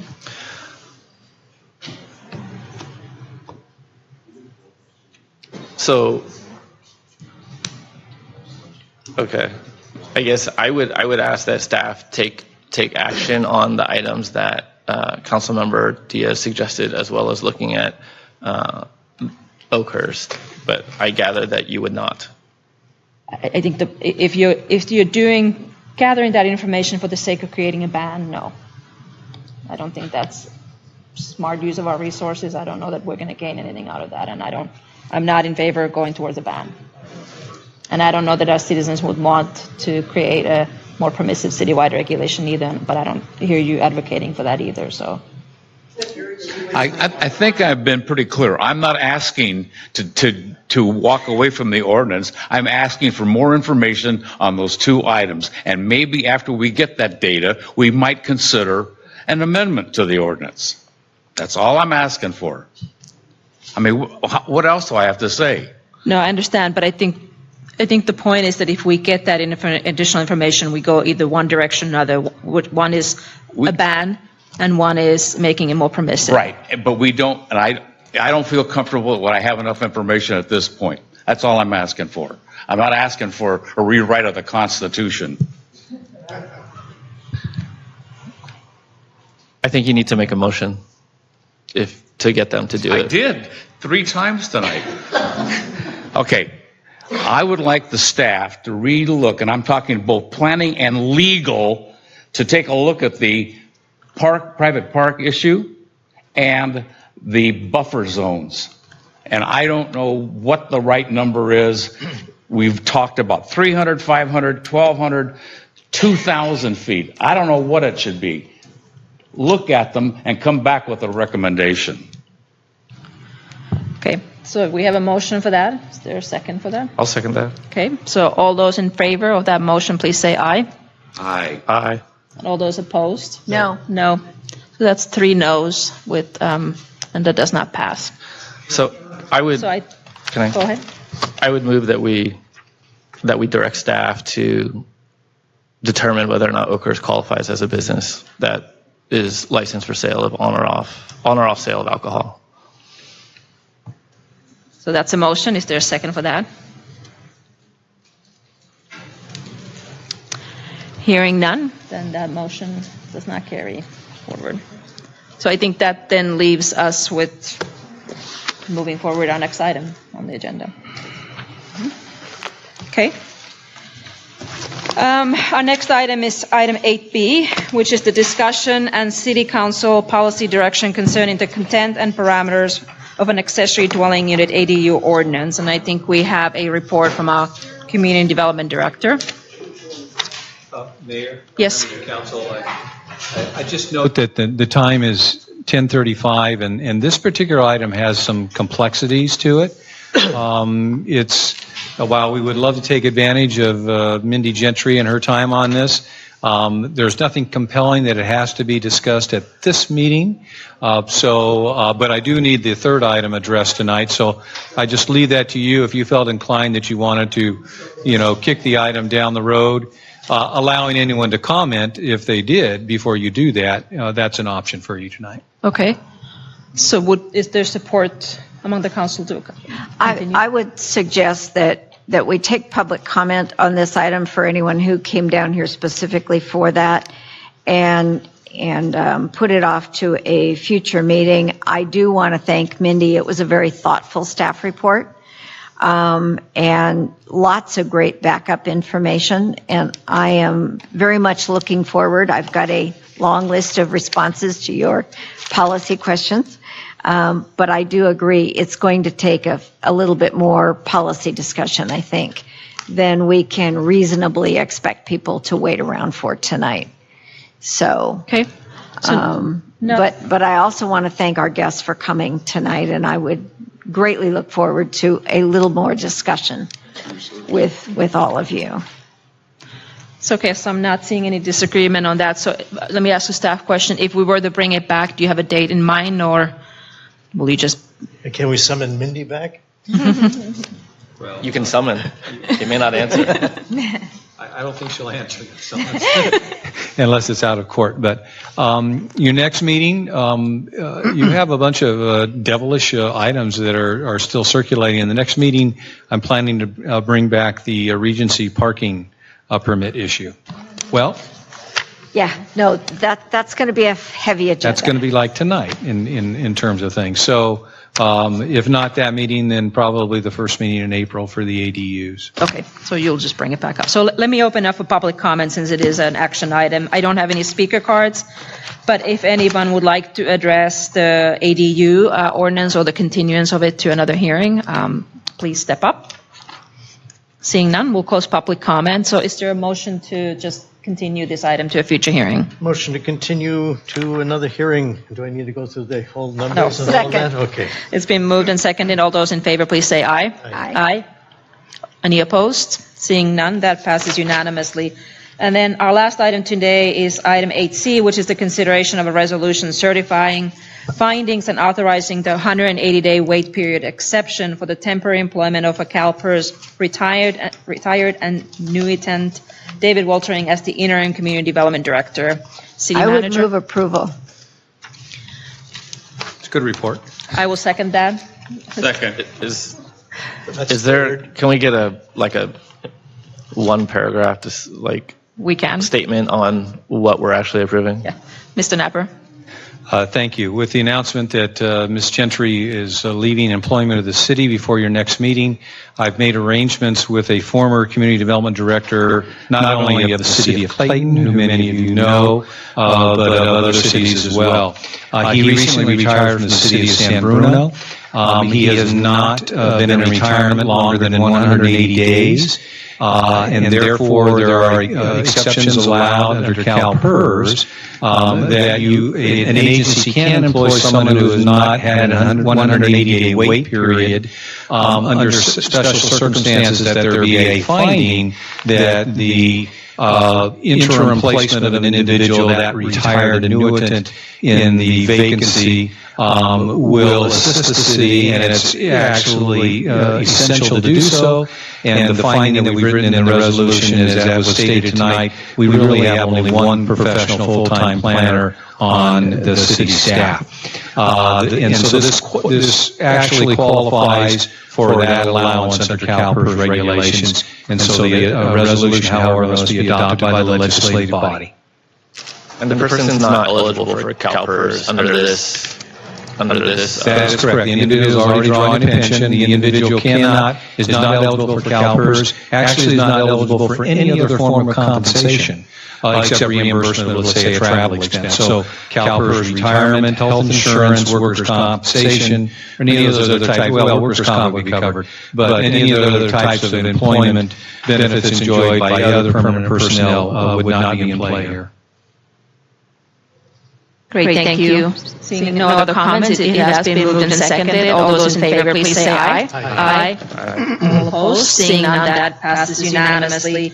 That moves us on to item number 9. Are there any council requests or directives for future meetings? I have a request. Go ahead. I propose that as a city we take as an agenda item a discussion of the CASA Compact that was recently endorsed by MTC and more recently ABAG, after which the city should take a position on whether it supports or opposes the CASA Compact in its current form.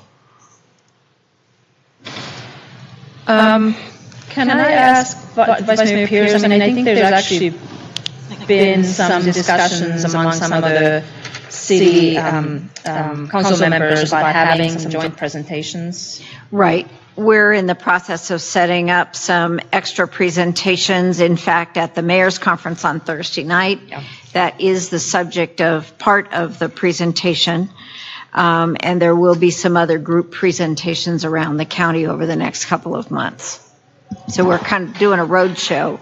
I mean, we can certainly coordinate the timing of the agenda item with the presentation, just like we've done tonight. I think that'd be great. Yeah, but I would encourage you to, so this Thursday is the mayor's conference in San Ramon. If you're not registered, I'm sure you can attend the meeting, and because the topic is the CASA Compact. You can attend the business meeting without having to pay for the dinner. I mean, I guess I'm interested in the city taking a position. I mean, I can get information on my own, but I want the city to take a position. So that's what I want as an agenda item. Okay. Okay. What